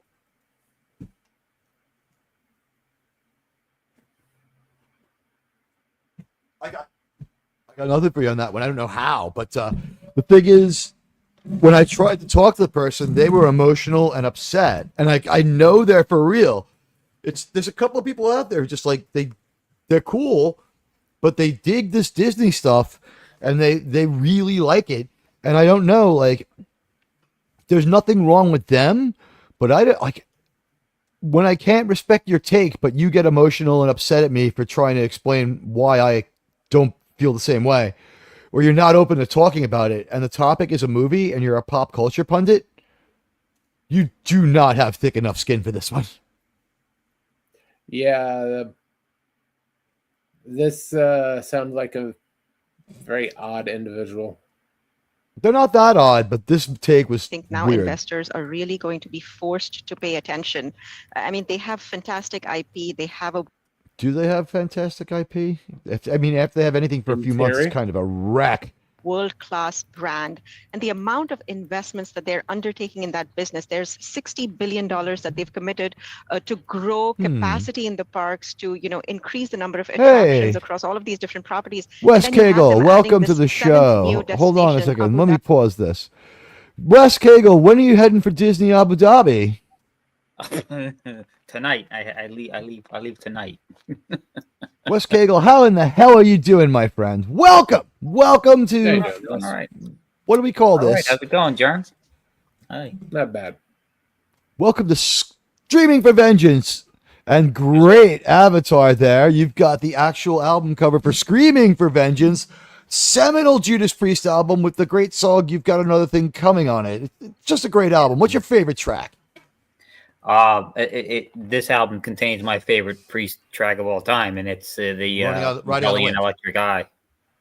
Oh. Electric Eye. I was going to say, is it perhaps Electric Eye? Yes, I'm sir. made of metal, my circuit scream. Do you ever just speak to it all? Do you know anything of this Judas Priest that I speak of? I am pretty ignorant when it comes to music outside of my very specific genre.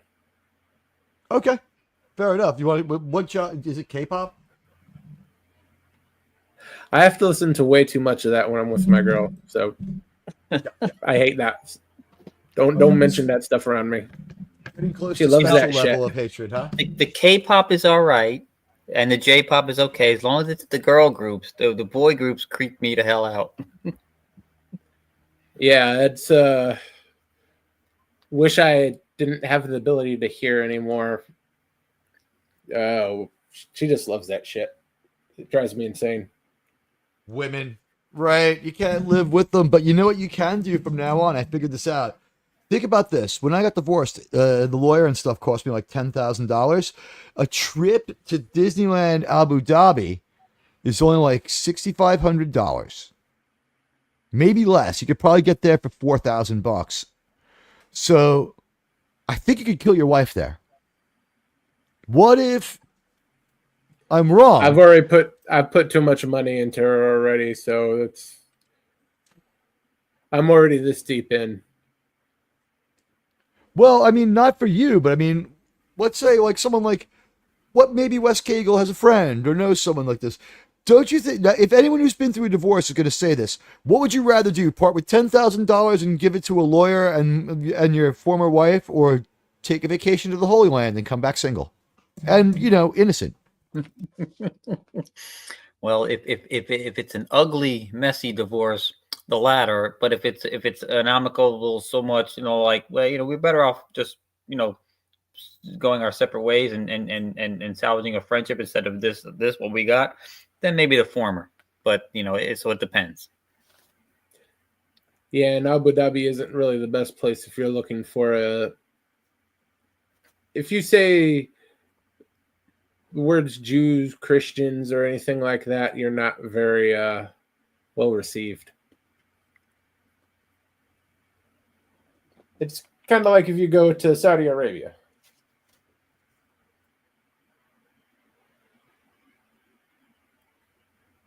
Well, yeah. Well,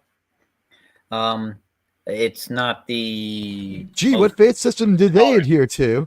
Yeah, it's not the most tolerant region in the world. They're not exactly known for their friendly motor-ins with the mints on the pillows, right? The only way to put it. One of my favorite funny lines was it Trump who went from Saudi Arabia to Israel, and when he met the press, they're like, his comment was, "We just flew in from the Middle East. What a disaster."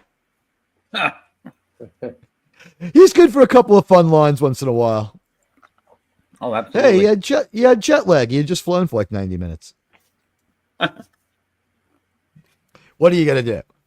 All right, so let's get to the end of our little Disney profit here. We have like almost 40 seconds of information left. They already have about 120 million visitors to their parks every year. Wow. At $80 a visitor just for your ticket through the door, that is $800 million a year just in admission. If you don't spend another dime, how many people don't spend that second dime? Yeah, that's a little bit more than that, Teague. What is it? And what is $80 a ticket. It's $100,000 a year. What is it? It's $80 million. $80 right? a ticket. $80 a ticket. Right. Times 100 million. Right. 8 billion. Holy fuck. That's like lots of money. 8 billion. So this is how they're able to absorb the constant punishment. The big question becomes, at what point does a theme park, especially with 80% of the business, as you say, possibly seemingly done at the Orlando park, how long do you keep that going? How long can your theme park support a failing and really just disastrous movie studio? And what we found out was they didn't even really make a dent in Disney's admission for this year. Disney could go on making horrible movies for like 15 more years. That's, I guess, I guess that's the fun of being the pundit. There's job security in this one. These guys, it's going to take forever for these bozos to run out of money. Yeah, well, the problem is that they have started all that to let that bleed into the park itself, and people are starting to become turned off by it. I mean, not enough yet, but you keep letting the nonsense bleed into the park experience itself, and you're killing the golden goose that's laying the money that allows you to do all the woke bullshit on the screen. So, Me mum, who went with me to Disneyland the first time I went there, took me there actually, right? We went to what's called the Hall of Presidents, famous for the movie Bill and Ted, right? In the Hall of Presidents, we see stuff, and my mom goes, "This is from the '64 World's Fair in New York, all of it." So I was a little shocked, but okay. So it was by the Mets Stadium for a long time. She said, like, Mr. Lincoln and all that shit, and like the mechanical president's debut there. It checked out. So when I went to Disneyland and we saw the mechanical presidents, basically you stand online, you wait to get into Disneyland, you pay a bunch of money, you go inside, it's hot as fucking hell, and you stumble into the Hall of Presidents to make a plan. And you're hot and you're dehydrated and you're trying to get your brain together and you're enjoying the AC and you're ignoring everything else and you're looking at a map of the park as usually would happen. Wes Cagle, Germ, would you guys believe that while Trump was president, people were starting to heckle the Trump animatronic president? Yeah, people aren't too smart. yeah, not surprised. Then the problem continued to metastasize, and during the Biden administration, several people were arrested for attacking the Biden robot. That's stupid. That is stupid. Well, it appears more lifelike keep sending the robot out there. Was it Wes? When you say stupid, to send the robot out there, or well, to attack it? But you know, I can understand. You know, you're hot, you're dehydrated, it's bothering you. You just spent all this money. You're blaming it all on him that you don't have anymore, right? Come on, think about how it works. I get the heckling the Trump thing. Well, I mean, I don't get the heckling the Trump thing because you obviously know it's an animatronic, but you can't tell. Right, neither one of them makes perfect sense. So yeah, that is true. There's a Philip K. Dick book about them making a replicant president, and like it glitches out and breaks down on TV, sort of like Biden did. Yeah, and when the country, when the country found out the decision was the best thing you could do is build another one. They didn't want to have an actual president. They're like, no, it served well. We trusted the robot. It did a great job. Everyone loved this. Might be the best one in everyone's heart. More trouble, mo trouble, mo tribbles. Is that what it's called? Yeah. More trouble, more tribbles. I think. Yeah. Yeah, from that phase where they named the episodes after rap album titles. Mo Trouble, Mo Tribbles was the number one selling album of 2368. Let's see. Trials and Tribulations is a fantastic episode. Just Terry Hatcher in the old uniform, good enough for me, man. I would not bother bringing back any of those characters. Let's not bring back any of the characters from Deep Space Nine. I think some of them have been back and gotten beaten a little bit here and there. I think Nana Visitor, Garrick, Quark, and Bashir have been back in Lower Decks. And they're all gay now. Saudi theme park is causing. Go ahead. I was mistaken. The more troubles and more troubles, more tribbles. That was the animated series episode that they redid the tribbles thing. Yeah, Trials and Tribulations is the Deep Space Nine one. Yeah, Mo Trouble, Mo Tribbles, and then the worst one, the trouble with Edward is the Short Trek, which is canonical, where the tribbles multiply so fast they blow a ship apart from the inside. It's that dumb. And then while the credits are running, they cut into the middle of the credits and they do a Tribble cereal commercial. Jeremy, you seen that brilliant piece of fucking so-called Star Trek? The Dead Man, hello. Hail to you, my friend. Not to sorry, myself. I'm a few minutes behind. Go ahead. I'm sorry. Right. Oh, I yeah. did not watch that. You didn't need to see if you could feel by hurting yourself that day. Exactly. But just really quickly on the Disneyland Hall of Presidents thing. So they had to close the Hall of Presidents. And I think what was funny was it started spilling over onto the streets outside, and they were trying to blame it on politics, and they were trying to blame like one side of the equation, of course, because that's what they do. But what's funny is it started happening left and right throughout the park with video from all different parts of the park. And what happens was it's because of the wait times for the ride and putting up with people's obnoxious children. You got to go like another $50 a person to go on the Fast Pass ride. I was laying for a ride one time, and the little kid pulled out his Johnson and started peeing in line. I'm like, how really? little? Oh, maybe 3 or 4. Okay, so too young to know. I mean, I admire that kid. Yeah, I mean, but when Everyone the was parents a little finally jealous. saw it, they started clapping when the parents finally saw it. I'm like, wait, no, don't clap for it. I mean, the kid doesn't know anything. They might have been really hating Disney at that point, right? They're like, we paid $100 to stand online for 2 hours. True. What is it? You know what? I think we should build our own. Jerem, what do you think of this one? Istaphobe Land, where we built off all the stuff that they took out of Disneyland for being so fucked up. So you walk in through Song of the Southland. What do you think?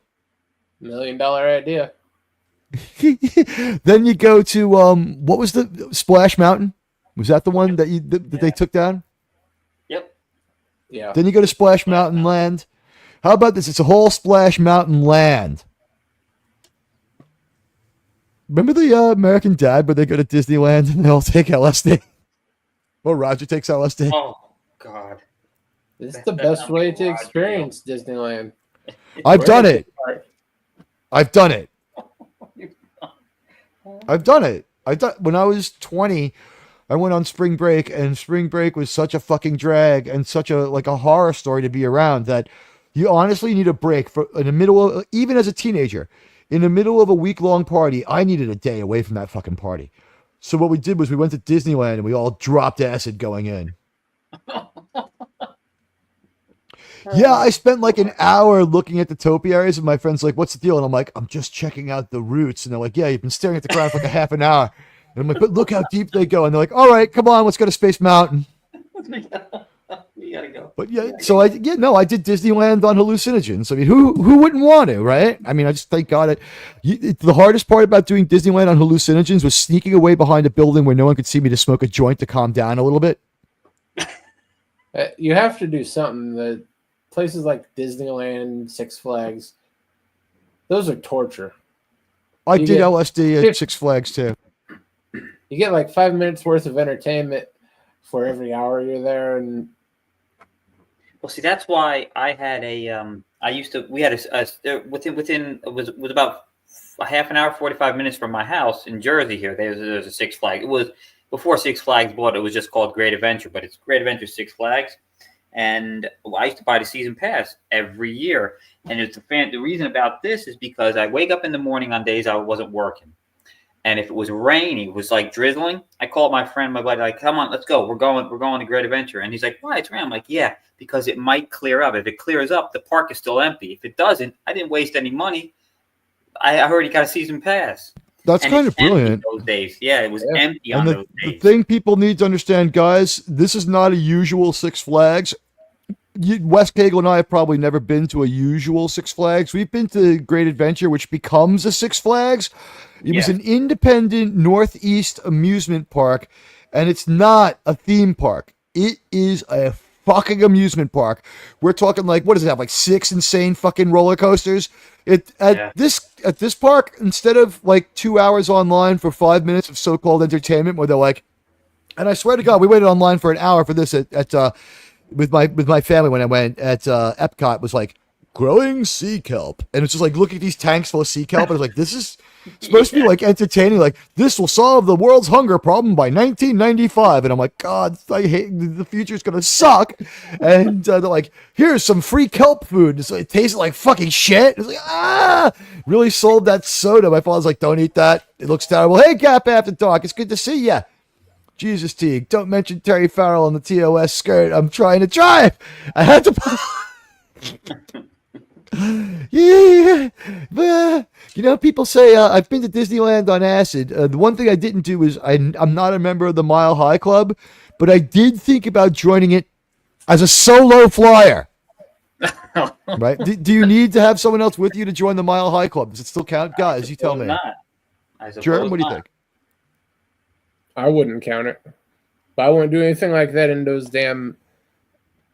I have hard enough time getting in one of those damn airplane bathrooms by myself. Yeah, I'd rather not go in it to begin with. They're never really. I mean, they're a little bit better than like the subway. I had a good time at this. bathroom, but I had a good time at the Minneapolis St. Paul airport. I just put my foot out under the stall. And anyway, hey, Terry Farrell in Back to School. Think about that.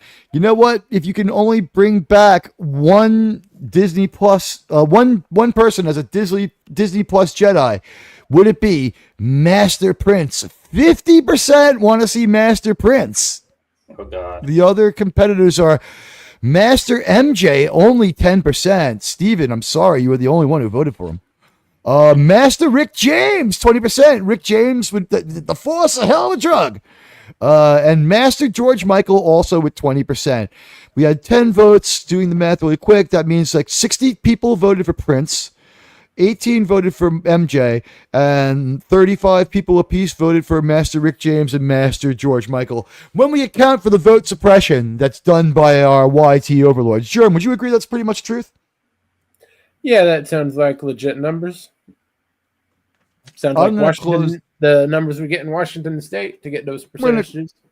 We're going to close out the poll. Let's see. I'm going to cut and paste the poll results in here and see if I can tabulate them correctly for you. We've got the poll. Let's see.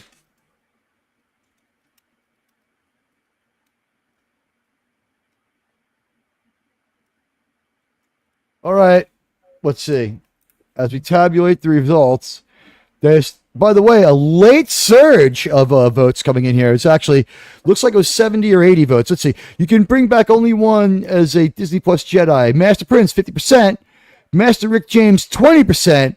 Master George Michael, 20%. Master MJ, 10%. Winner, poll complete with 10 votes, but for some reason the winner is Kamala Harris with 230% of the vote. Jerm, I don't think we can certify this one. Hey, at least she's winning something. I've heard that she's got a winning buzz. Yeah. Oh yeah. Nice little box wine connected to her hip 24/7. You know that like one for whatever for Chardonnay. That one, like the sexual stuff you blow off because you figured that that's just real mean-spirited stuff that people will say, even though there was some evidence, I'm told. I wasn't interested in it. It kind of bounced right off of it. What she said never was appealing to me, but then when people said that, you know, she seemed like she was a bit buzzed, she never managed to put out an image that shook that. The nervous laughing, the shortcuts through sentences. I don't know, like, and Trump is a better speaker than her, but no master of the English language either. He could go on some verbal tangents, and she was making him look like an elocutionist. Well, that's what happens when your diet is red wine. Yeah. You know what? It's supported by inside information that she is a wino mom. So we're not news reporters. We don't have a news gathering information. We've heard it around from the same sources you have. It was a rumor because we haven't seen her walking down the street with a bottle of 3 axes on it. But the thing is, that was a smear, if you want to call it a campaign smear. That just, it seemed hard to shake. It's like they sized her. If that was a lie, they sized her up perfectly for it. They're like, she seems to get nervous and giggle a lot. She self-interrupts and has a lot of broken off sentences. She seems to get a little angry and get a hold of herself at a moment too late, but just in time to stop a total meltdown. What can we say about her? Bipolar disorder? That's a good one. What else? Borderline personality? That works too. Anything? How about she's just a fucking drunk? That's got every man believability written all over it. Okay, we're going to go with that. I mean, even if it was a lie, that was one of the most well-crafted lies in the history of politics because it was hard to disbelieve it. She's well-crafted if it was untrue. Well, let's just say no one can know. It was her best case scenario in that situation. Yep. You know what? Think about this. Whoever runs for president for them next will be their best of the last 4 candidates just by default. They should. They're planning on running her again, I heard. Hold on, it's the phone. Hold on. I'll think about it. Hold on. All right, so they said I could run for president next time if they want. They're that desperate. That was Hakeem Jeffries. He's like, Teague, you can just do this. You've got 4 concurrents. It's more than we can get. You're killing it, Teague. You're killing it. Or do we? How many concurrents do we have right now? 9. I love you guys. Wow. What a surprise. I thank you very much. You know what? We show up in the mix late in the night, depending upon where you are in the world. And we have to do what we have to do to make sure that the computer engaged in the attacks on us is engaged. And I don't know if you saw us starting a half an hour late, but that's because Germ and we had intelligence out there, and we were monitoring the pack-led freighter with the Romulan tech, and it seemed like what they were doing was they had timed out their warp jump, but we were able to outmaneuver them with what we call the Admiral Teague maneuver. It's like the Picard maneuver, but smarter. And basically, we got them to reveal themselves. They did several things in tandem with us, didn't they? How many moves did they match in a row? 2? 2 or 3. It was, and then we just decided we would wait them out and not change our time and see what happened. And when they went live, we went live, and Pack-led Freighter obviously was lining up to use its primary weapon on us. But you know what? I thank you guys. We can't publicize this show. If we did, we might be able to make it to 18 concurrents. But you know what? It's not like there's a shortage of Admiral Teague. I'm not an endangered YouTuber here. And the other thing is, we roll through the time zones. Tuesdays, you get me at 3. Fridays, you get me at 3 Eastern U.S. time. Thursday nights, you get me 10. I might go 10:30 or Germs. We write off, like last night's view count was good, but in light of the Stark of Iron thing, that explosion of fucking views and all the likes, like, do we have to write that one off as a bad night for us? Or was that like we still did fine and he just brought in a whole new audience that we never would have seen? Only way to view it? Yeah, it may have been a little bit toward that end. What am I? I love Tony, but what am I going to do? Like, I basically have the C-SPAN of YouTube here, where we talk about Hollywood and other stuff that, like, for whatever reason, on Midnight's Edge, people love it, and we do have our audience here. But like, I just can't compete with some chick who's like dancing around in the bikini. It's not gonna, you're always going to get a lot of views. That and someone popping a zit is going to beat everybody. Speaking about popping a zit, there's 10 seconds left. Let's hear the rest of what this lady has to say. Expect that to now rise pretty substantially with this new park that's going to come on board. And then how could they not have considerable expenses? This park's just built. It popped up out of nowhere, like fucking, like some sort of video game. you have them making really huge investments in their cruise ships. So The cruise ships, I think, probably make a good deal of money. remember, they just added their 6th cruise ship, and they're basically going to double their fleet capacity over the next 5 to 10 years. So again, we're looking at them. I don't know, guys. What do you double it think? from 4 to 8 in over 5 to 10 years. I don't know. I don't believe anything that comes out of is this person a Disney representative, or she's just Here's the reporting on what thing. she's heard? No, You can she's mark- works for the station. She's for Yahoo. She works for Yahoo. I'm not paying her either. Sharing copyrighted basically content, they doubling say. or maybe even tripling their cruise revenue. So Their cruise ship does not look too bad, though, as cruise ships go. I mean, I don't know. Better I than don't know, Carnival. but this is the cruise ship. I'd rather go there Yeah. than be on a Carnival cruise. You ever see Carnival cruises nowadays? It's like a free-for-all. It's like Hey, a battle that's it. royale on these things all the time. Come aboard the norovirus princess. I love this, by the way. It's like Master Rick James. The Force is a hell of a drug. Ronald Reagan was your best robot president. Do you mean like late second term Reagan, where he actually was kind of out of it, or do you mean the actual Reagan robot at Disneyland? The first time I went there, Reagan was president, so the robot was incredibly lifelike, and it kind of like when it's like I think the most Reagan-like thing it did was it kind of like they had the robot walk mostly off stage after it spoke, right? And it was like sort of out of sight, but then it started subtly smoking a joint, just like the real Ronald Reagan. He was incredibly lifelike and almost bulletproof. Hey, come on, his nickname was Dutch. If it's not from smoking pot, how did he get it? True story. In Lucille Ball's biography, in whose biography was it? Was it Bob Hope's? He says that there's a story that Ronald Reagan came in, freaked out of his mind at a party at Lucille Ball's house, where he says him and Nancy Davis Reagan chased around a UFO in their car. And then later, as governor of California, he had them chase like 2 UFOs as in the governor's plane.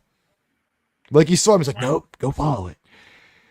Did you know he made something like 200? He made 200 formal speeches as president and made 80 references to aliens in that time, something like that. He referenced aliens something like 80 times in 200 speeches. Here's the thing. I remember the alien references from Ronald Reagan. Do you remember them? No, that's why I was laughing. It came as a shock to me. He gave the Independence Day scenario. Germ, do you remember anything about this stuff? It's before your time, right? But were you aware of this? A little bit. Yeah, I am aware of the little incident he had before a speech. The Lucille Ball one live. or the governor one? The one that went when he live said blow across up the the world. Soviets? He also had one involving aliens. I do remember that. He made the speech from Independence Day on the radio. Yeah. It wasn't the exact speech. It was an early version of the speech. A lot of people don't know this, but Independence Day started as a story told on the Oregon Trail. That was one of the best episodes of 1883 when they did they were after they crossed the river and they had the Independence Day play, but put on by the children of the wagon train. Yeah, that was a really good one. Independence Day, an American folktale going back to like the 1640s. But okay, so that's their ship. It looks pretty good, and we have like 20 seconds of commentary left from these people about why this stock did so great. I'm thinking it's because they don't make movies. They basically sell cruises and vacations to rich, crazy fucking people. This is insane how much money they have. And just what did Jerem say? $800,000 a year in gate alone. Yeah. $8 billion in gate alone. $1 billion, yeah. $8 billion. I was close. I knew I was wrong. Okay, so here we go. Across the board, again, with the theme park segment itself, we're seeing tremendous strength in the domestic parks. And then, of course, they're adding capacity, building out the footprint, and then doubling down on cruises. All right, so that's that for that. And that's all they had to say. And I don't know. Thoughts? Guys, these guys just selling vacations and cruise ships. And by the way, if anything's going to happen, it's going to happen in the next few minutes because the Pac-Leds have warped out of the system. The Pac-Led show of the week is over. Yeah. That way he checked me out at 7-Eleven this morning. Bitch charged me extra for a taquito. I know what you mean. What did the robot ask where its mommy was? What did the robot ask what its mommy was? It probably would ask a question like that. I'll just say, could we thaw Walt Disney out and ask him what to do next? After we make him watch Snow White. It's like, this is where we're at. Was Nancy underneath it with her hand up his ass? That's only the last like 6 months he's president, I think. But he was pretty out of it at the end. He got out of being impeached because he was like went into Congress and couldn't make any sense whatsoever. I don't know, Jerem. Do you think he was out of it, or was he just a really good actor? Well, he was a good actor. He's playing up the troubles, but they were real because he ends up dying of them. There really wasn't a lot for him to do at the second half of his second term. We were only a Cold War. Yeah, well, the Cold War was quickly plummeting to its end. True. George H.W. was handling that, and he's basically just up there being a spokesman the last 2 years. That's all he needed to do. By the way, Obi-2 Wrath of Kenobi, I had not heard of this, but this is the kind of thing I could easily believe. Jimmy Carter probably showed some classified UFO stuff to like Willie Nelson while they were smoking pot in the roof of the White House, too. I believe this. I believe that he talked to Orson Welles about the information about UFOs. That's like when Richard Nixon was hip was when they pulled that, right? When was the fake invasion the War of the Worlds thing by Orson Welles. Was that 1939? It was pre-World War II, 39, I right? think it was, right? I Yeah. think it was 39. What a year for entertainment. 5 of the 100 top films of all time were in 1939. Yeah. Reagan was a great speaker. Wizard of Oz, yeah. So RRTNZ loved his Gorbachev jokes. Mr. Gorbachev, tear down this wall. There you go. Amusing voice chat at work. Sorry it's repeating. Don't worry about it, buddy. We get the extra comment, right? It's great to have all of you here. I think let me just look at my script for a moment. We may have covered most of it. We didn't talk much because we had Steven here about Batman. I guess we could talk a little bit about what's going on. It's Batman has now been reassigned. Batman, Matt Reeves is off of it. I am overjoyed about this one because that means that JJ is off of it. And JJ was creeping in on the edges of Batman. There's a bad Batman animated series that was on Amazon. Jerm, you watched it with me. Was that fucking horrible or what? And I made a video essay on it, so you don't have to watch it. Check it out here. But God, was that awful or what, Jerm? I've scrubbed it from my mind. That's the only good thing about JJ is it's kind of easy to do that. Let me get us on. We got Sydney's back, guys. Let's see. They're looking for a new director. See, here's the thing. The Penguin show was strong, but it was only made in like service of getting the second Batman movie for a Batman movie that wasn't supposed to be given to him. His choice of Batman was questionable. His movie pacing was fucking horrible. And the problem I had with this one is they say what saves it is he's a detective. If we added 10 minutes of George Clooney squinting through binoculars at night in the rain to Batman and Robin, would it then be a better movie? Well, anything's going to make that a better movie. That movie was absolute trash. Cutting some of the runtime would make it. You know what? The one thing it did better than Zack Snyder was it showed Gotham as its own unique city. Zack Snyder could never do that. Gotham and Metropolis look exactly the same. And both cities have established cinematic visions that are different that go back like 70 and 80 years. 1939 would have been the Radio War of the Worlds. The movie version came out in the mid-60s. That was great. Actually, I think the movie was 1956, if I'm not mistaken. I think you're right, like 56, 59. I gotta look that up. It's in the vicinity of Hidden Planet. You run that one down, Wes Cagle. Okay, let's see. Minus the Pago and the swap. That show reminded me of Detective Comic storylines. Less Dark Knight brooding and like fighting like a ninja, more detective work. I think we're just used to God Batman now. Oh, the Penguin show. Okay, I get it. The Penguin show. Here's the thing.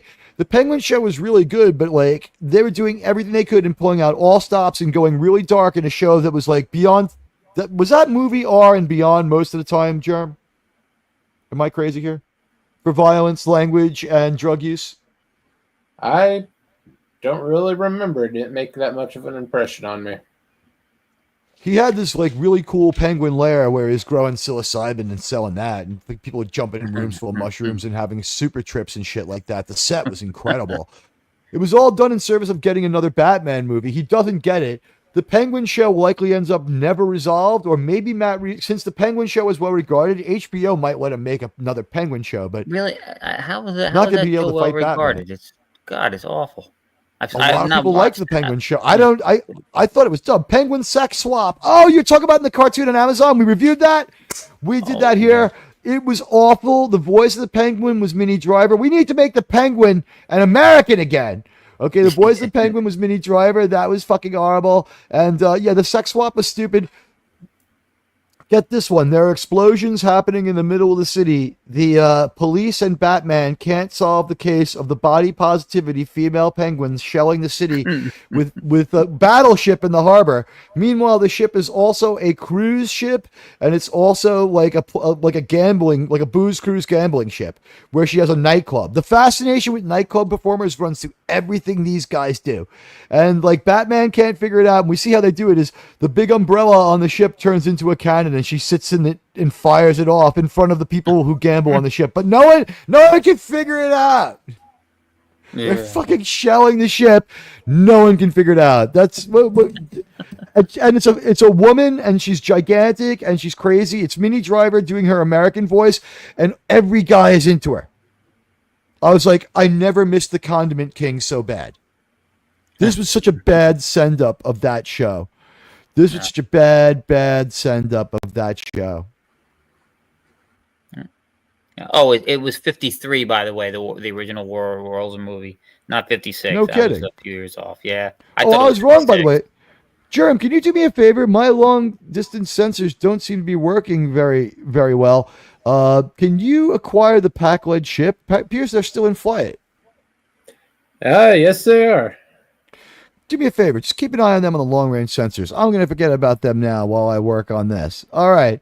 Hey, guys, so we got a Dave Cullen video here called Reject Groupthink, Embrace Objectivity.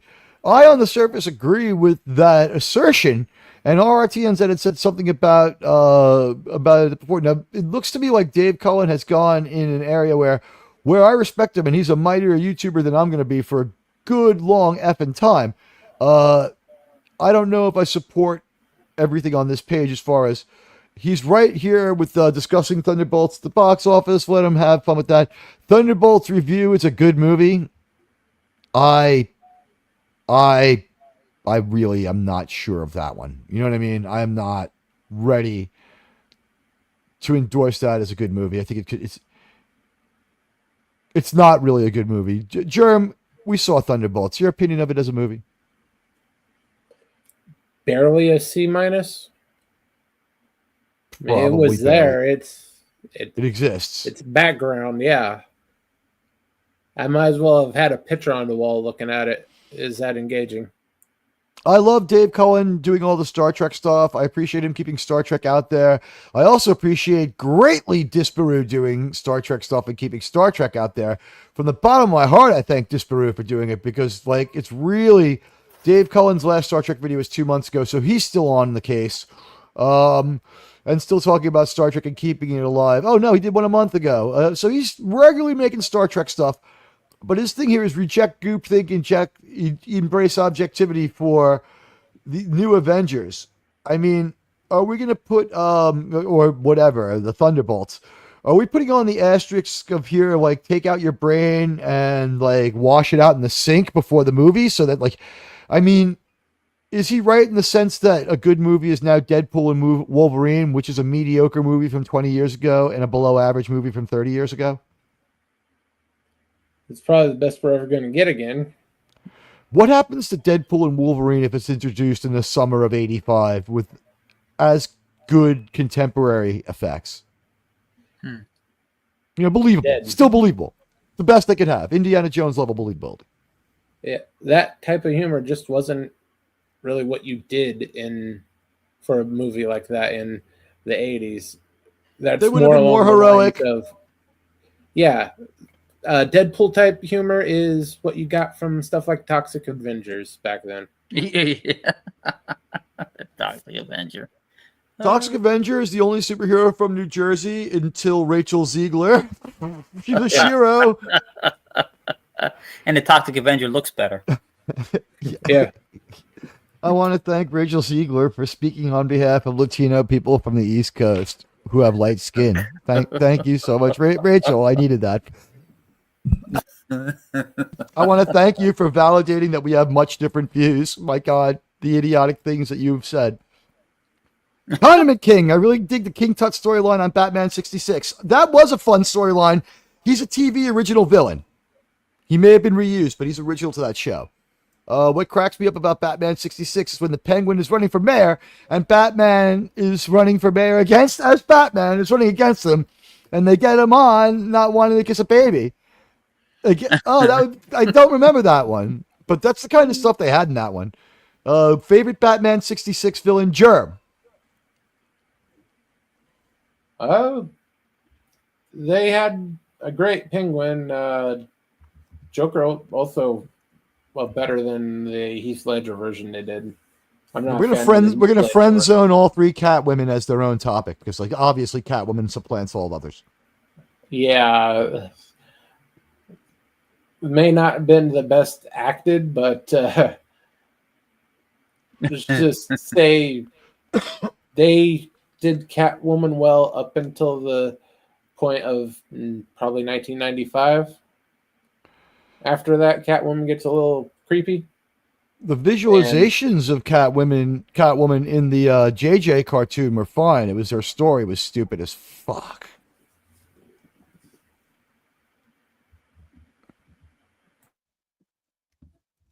So who's your favorite villain then? 66 Batman? 66. Probably the Penguin. He might have been better than their Joker. Their Joker's pretty funny, but he can never live up to some Joker performances we've seen. That's the one we see the most. The painted mustache does get distracting sometimes. It's distracting. It is distracting. It's funny. It's distracting. It's funny. Let's see. Here's an early Admiral Teague video essay. You should all go watch it because I've heard this Admiral Teague guy's pretty good with the video essays. Here it is. Look at that great tile.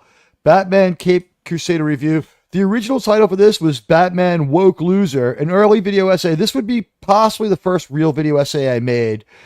It's 8.5 minutes long, but here we go with 655 views. We're not going to watch the whole thing, but we're not going to listen to any of it, but we'll watch some of it, and you guys can see the Admiral Teague video essay style as it is slowly developing. I will say this: I'm the best video editor named Admiral Teague I know. Anyone want to dispute that? Oh no, there's no possible. Definitely the top 5. But fuck you! I love it. I can always count on charm. People want to believe that it's better than it is. It's better than Eternals. It's not a great comparison. That is true, and it's like making the same amount of money. But Eternals had more trust. I think Eternals did a lot of damage because there was still a high amount of brand trust. People like this movie. Here's the thing about not so great Thunderbirds. Aside from someone like myself, where I have a community that wants me to see these movies, and it keeps me in the Marvel game without watching their homeworky shows. The head of their studio came out and called their shows homework. Did you hear about that? Apollo Creed would have been a great head of the TVA. Gone back in time and had 3 of them beat up Drago at once. Dave Cohen is more about folks making up their own minds in general, rather than falling prey to echo chambers and disliking things because of an expectation to. See, I don't like or dislike things based on people's expectations of me to like it, and I've shocked people with the some of my picks on Enterprise, where I thought Vox Sola was an A because of the alien being so different, and it being such a great twist on the captain's strength kind of a trait episode being passed on to the crew. But you could also go too far in a few places. Like, can we get into an echo chamber? We can. That's why I do not watch other people's takes until after I do my reviews. Ever. I did not watch anyone say. What I was pleased about was that a lot of the things I complained about in Thunderbolts was, first of all, Thunderbolts is getting mixed acceptance. Some people are saying it's an outright good movie.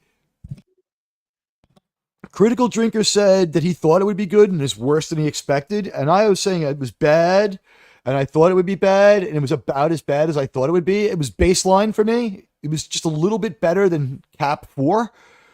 But like, he detailed this too. Like, he's getting endless shit for saying it's terrible, when meanwhile he's in very good company.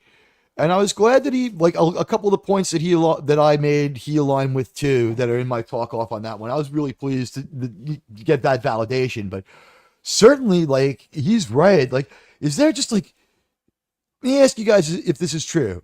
All that's left of the hardcore fans, if they make a movie that at a passing glance for a normal person is not too terrible, the hardcore fans were going to like it. If it's 51% non-terrible, they're going to be like, this is great. Marvel's back, right? Am I right? Like a Rogue One effect? Yeah, they've been beaten down so much, anything halfway decent, they're going to call gold. This is giving a crust of rotten bread to an absolutely starving effing man. Yeah. Packleds, Mr. Germ, how are they doing? No change. I'll agree with this. I like Frank Gorshin. Thank you. I like Frank Gorshin, but the other Riddler is equally good. What is it, John Austin? Sean Austin's father. What do you think of Samwise's dad as the Riddler, guys? Is that Gomez Adams? Yes, it is. In fact, Gomez Adams. Okay. Yeah. Okay. I like Gorshin. I think they're both really good, but they're kind of different takes on the character. But they're both good. Yeah. The shows are on at the same time, but I think we missed out by no John Aston on Star Trek. Anybody? Where would He's where alive would for you put him? TNG too. He would have just been a great alien. Oh, an alien. Okay, I was thinking, a member of Starfleet. Or somewhere, Starfleet. maybe You know what? He would have been a great, like Commodore or a great commissioner. Oh, like a Jellicoe or even a Decker, like kind of almost almost dislikable, but you gotta like him in spite of him playing a dislikable role, kind of thing. I got to agree with get my meaning? Dead Man about Michelle Pfeiffer. Oh, I get your meaning. Susan Dolan says Cliff Robertson is shame. I remember Cliff Robertson is shame. I thought that he was like equally good as the other villains as a little kid. Like it didn't matter to me who Batman fought. He just had to go out there and do his thing. What was funny is I've mentioned I was raised by a New York City cop, and I grew up in an era of cop shows where it was like Miami Vice level of like 25 bodies per episode, was like a typical cop show. So when I found out my father was a police officer, I figured that he was killing people a couple times a week. and he explained to me that all TV shows about cops except Barney Miller were fabricated nonsense, and that he didn't have to worry about it because he knew Batman. Which was the best thing your father could say to you when you're worried about him when you're 6. It's like, don't worry about it. We send Batman to all the big crimes. He's there first. Unless of course they're apprehending Ted Bundy, then your dad's there. I think this is yes, right? By the way, you guys report on this comment. I don't know what echo chambers he's talking about because a lot of people like Drinker, Moore, and the like have diverse opinions. Yeah. But they were kind of unified on that movie. Mauler hates the movie, and Drinker found it to be dragging the story. It was like running up a hill of broken glass. He couldn't wait for it to be over. I wish he could have just stopped. I will say this. It had a certain broken glass quality of being horrible. That was a bad movie. But yeah, the old Admiralty Commodore Decker Avatar seems like a million years ago. Let's see. In the earliest days of mass media. It's this Avatar. Does it have the watermark on it still? I can't tell. No, it doesn't. So, here we go. Early Admiralty video essay. Guys get to see the video while I look at your comments. Sandman gets honorable mention because Michael Rennie is awesome. I got Germs. Wes Cagle, did I get your favorite? Was the Riddler, did you say? Oh no, Frank Gorshin's Riddler. Who's your favorite? I would say Catwoman. I know it's Lee Merriweather. So it's not Julie Newmar, which is my favorite Catwoman, but Lee Merriweather's pretty good. And it's hot. And She's got a hot body. Yeah. She really does have a really hot body. I don't know if anyone has Julie Newmar's body though. Yeah. She's still around. You know, Julie Newmar's still alive. She's like 91 years old. Yeah. We got a shot, guys. Guys, we got a shot. We got a good shot here. I think Lee Merriweather's with us still as well. So she is. By the way, in RRTNZ's humble opinion, Thunderbolts is 6.5 to 7 out of 10, so C+ to a B. It was much more entertaining than anything in Phase 4. Some of the criticisms are valid, and some are rather artificial. That's true for all movies. I would say, to me, this was closer to a 3 or a 4, but it's not like you're in insano territory. I told everyone who said they liked the movie that they were not in any way crazy for feeling that way. But for some reason, people still, this was fun. This was a fun part of the video. Let's see. This is what we learn a little bit here. Of growing up in a New York City where, despite the unprecedented crime wave of the 1970s, 10-year-old JJ walked around playing with easily stolen and resold items like a super expensive camera. Oh, that's the J.J. Abrams life story where he says he moved away from, he had to come back to, he had to move away from home to go to school, and that he had to change coasts. And so in his BAFTA speech, he talks about that. So it's weird. He's like, I guess he moved from California to New York because he went to school in where P. Diddy grew up, in Sleepy Hollow, New York, north of the Bronx. So that area. It's not far. from New York City, right? So look, this is the part that I honestly had to question J.J. Abrams' sanity. Is I put this up there so you can see it.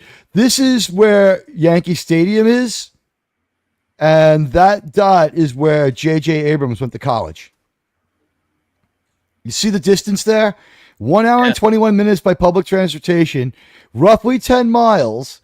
Now, you wouldn't want to walk it because it's pretty bad, but he says he changed coasts. He lived in New York City, which is a subway ride away from, well, the Bronx is in New York City, but I'm guessing he lived in a nice part of Manhattan, a subway ride away from Yankee Stadium. But Germ, do you understand how this man could have meant he changed coasts when he moved from Manhattan to Sarah Lawrence? Like, we're talking, he could have taken public transportation there every single day.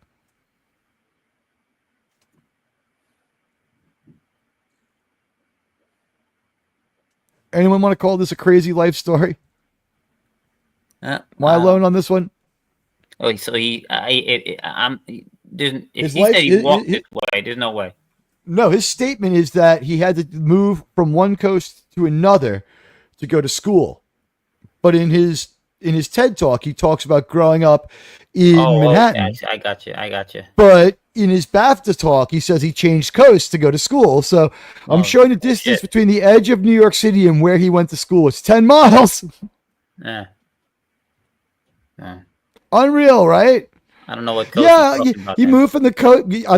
My guess was the coast of the East River to the coast of the Hudson proper. I suppose, yeah. See, the fucking guy moves from Manhattan to Yonkers and he calls it changing coasts. So that's why I'm saying, like, maybe J.J. Abrams just a bad storyteller. Like, he got his own life story kind of wrong, didn't he? Now, well, they embellish. They always embellish when they reminisce about their life stories. They never none of them are ever completely true or honest. Mr. Gerb, am I to understand the Pac-Leds have broken into warp? Does seem that the Pac-Leds, and we seem to have lost Germ a little bit here, but the Pac-Leds have gone to warp. Here's emotional breakdown Spock, Bilbo Teeth Ray. We get it all in there, guys. I'm telling you. So check out the video essay for Batman Cape Crusader. It's educational, and it's brought to you by a grant from the Helena Rubinstein Foundation. The Corporation for Public Broadcasting. Do you know when I Googled the Helena Rubinstein Foundation to try to figure out exactly what the hell it was, it came back that it was basically it had become the Carlsbad Group, which became Blackwater. Oh, yeah. So all that show is programming, I think, if I traced it right.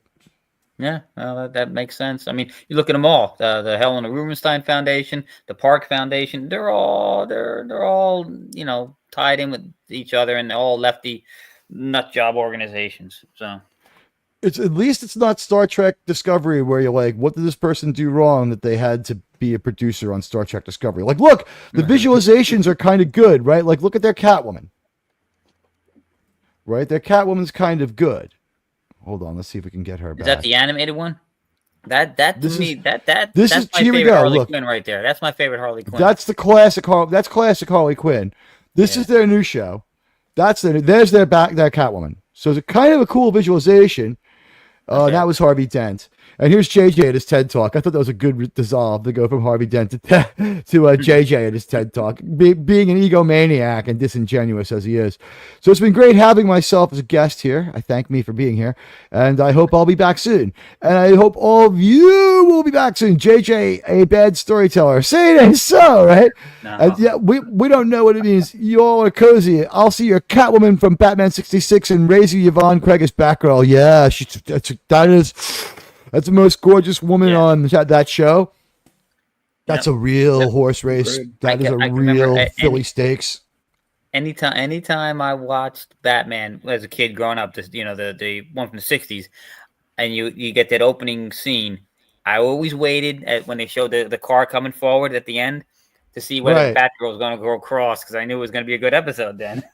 She's only in like 8 or 10 or something, right? She's not many. It's not many. But Barbara Gordon might be in 1 or 2 more. But she's in Star Trek. She's in that one episode of Star Trek. She's Garth the Vaxinar's girlfriend, the one that he kaboom booms in the outside the prison. Yeah. She's a green chick. I'm forgetting Anne Hathaway's Catwoman. I'm trying. How's that for an answer? That's my third favorite. That's my third favorite. She has a great. Here's the thing. She has a great figure. Yes. She doesn't do a bad job in that movie. It's very much the Arkham City Catwoman. It's very much that Catwoman. While I prefer Michelle Pfeiffer and Julie Newmar, I'll say that she did very well in the role of what was asked for her without really being my favorite actress.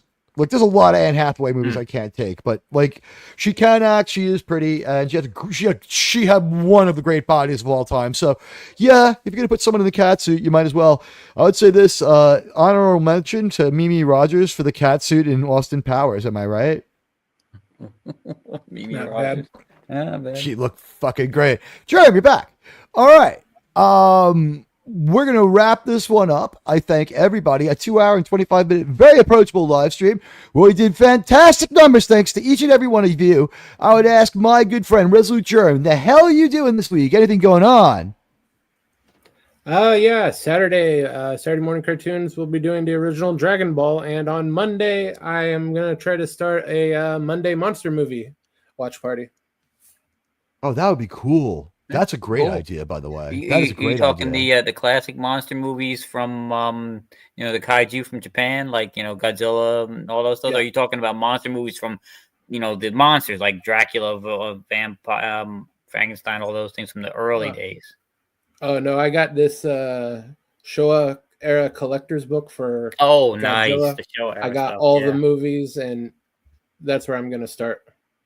Nice. Cool. As for Admiral, I'm moving from Enterprise to TOS in only 21 more weeks. The Earth has only 21 more weeks. Will the Starblazers reach Gamelon in time? We're off to Starblazers. outer space. We're Hurry, Starblazers! The Earth only has leaving Mother Earth 364 more days left. to save the human race. Faith of the heart. Fighting with the Gamelons, we won't stop until we've won. We've got faith of the heart. Who knows what dangers we'll find? I think I shocked Jerem when I showed you that theme song. You didn't know that existed, did you? I Starblazers. remembered this theme song, but I didn't know The you English were able to lyrical sing one. it. Oh, the English lyrics, yeah. I love that. I love that one. It was like, Yep. Yeah, the ending was always Just the a same, but year. they had two different ones for the second Comet one was Empire like and the fighting Iskandar with the one, Comet Empire. Yeah, they changed it. It changes situationally from the Gamelons to the Comet Empire. The first iteration's a little better. I mean, fighting with the Gamelons, we won't stop until we've won. Good job, English song translatables. Yep. And If don't forget Zordar that Spot should work, he'll destroy the universe. if not in just 1 year, Mother Earth will disappear. All right. The forgettable Catwoman was Halle Berry. Here's the thing. I wish it was forgettable on that one. I got to say, Anne Hathaway was not in the greatest movie, but the Halle Berry Catwoman movie, that was terrible. And wow, they dug up Benjamin Bratt. I heard he's in the Andor show. Yeah, he's young Jimmy Smits, which makes sense, by the way. But wow, where the fuck has he been for 20 years? That guy was engaged to Julia Roberts. Maybe Unreal. Maybe It took a it toll. was shameful. He had to hide and Shameful. shit. It's shameful. I want to heart RRTNZ, who supported us and is his generosity underwrote the stream. Weighing in, True Romance and Natural Born Killers were almost the same film from a Tarantino idea, but one was a Tony Scott masterpiece and the other was an Oliver Stone cocaine-fueled nightmare. Not a nightmare the first time you see it. It's just it doesn't have a lot of rewatchability because it's just too deeply intense. Anybody, Wes Cagle, you weren't here for that one. Quick thought on True Romance versus Natural Born Killers being spawned off the same idea, which I think is true. I don't know because I've not seen either one. Oh, they're great. You'll love them.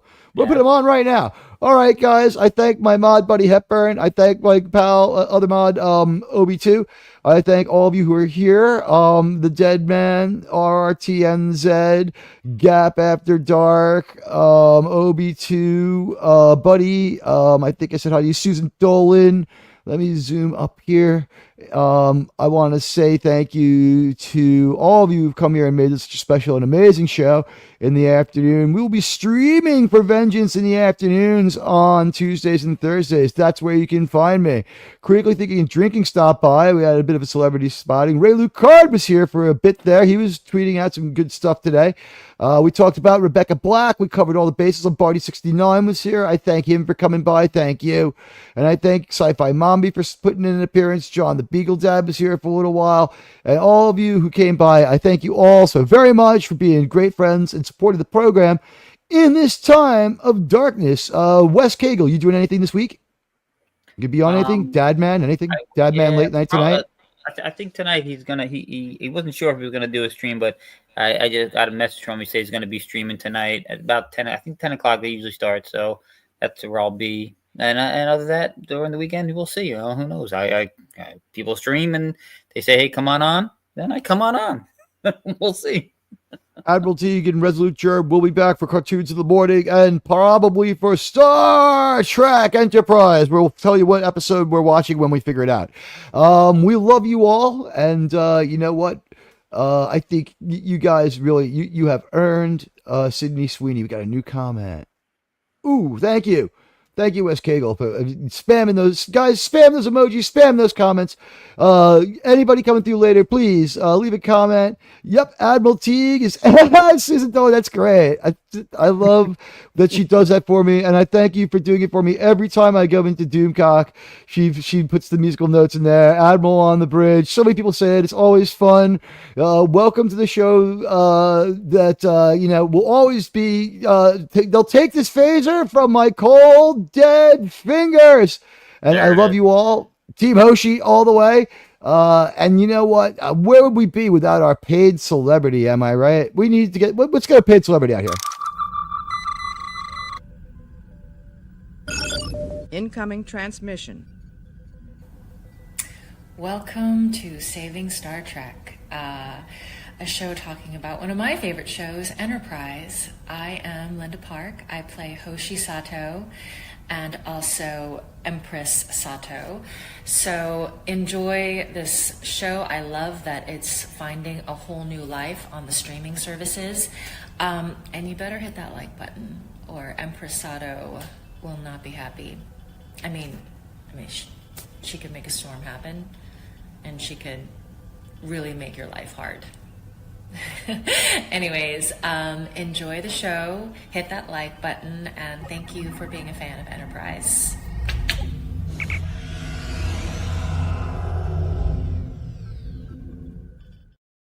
And thanks for being a fan of your buddy Admiral Teague. Bye, guys. Love you all.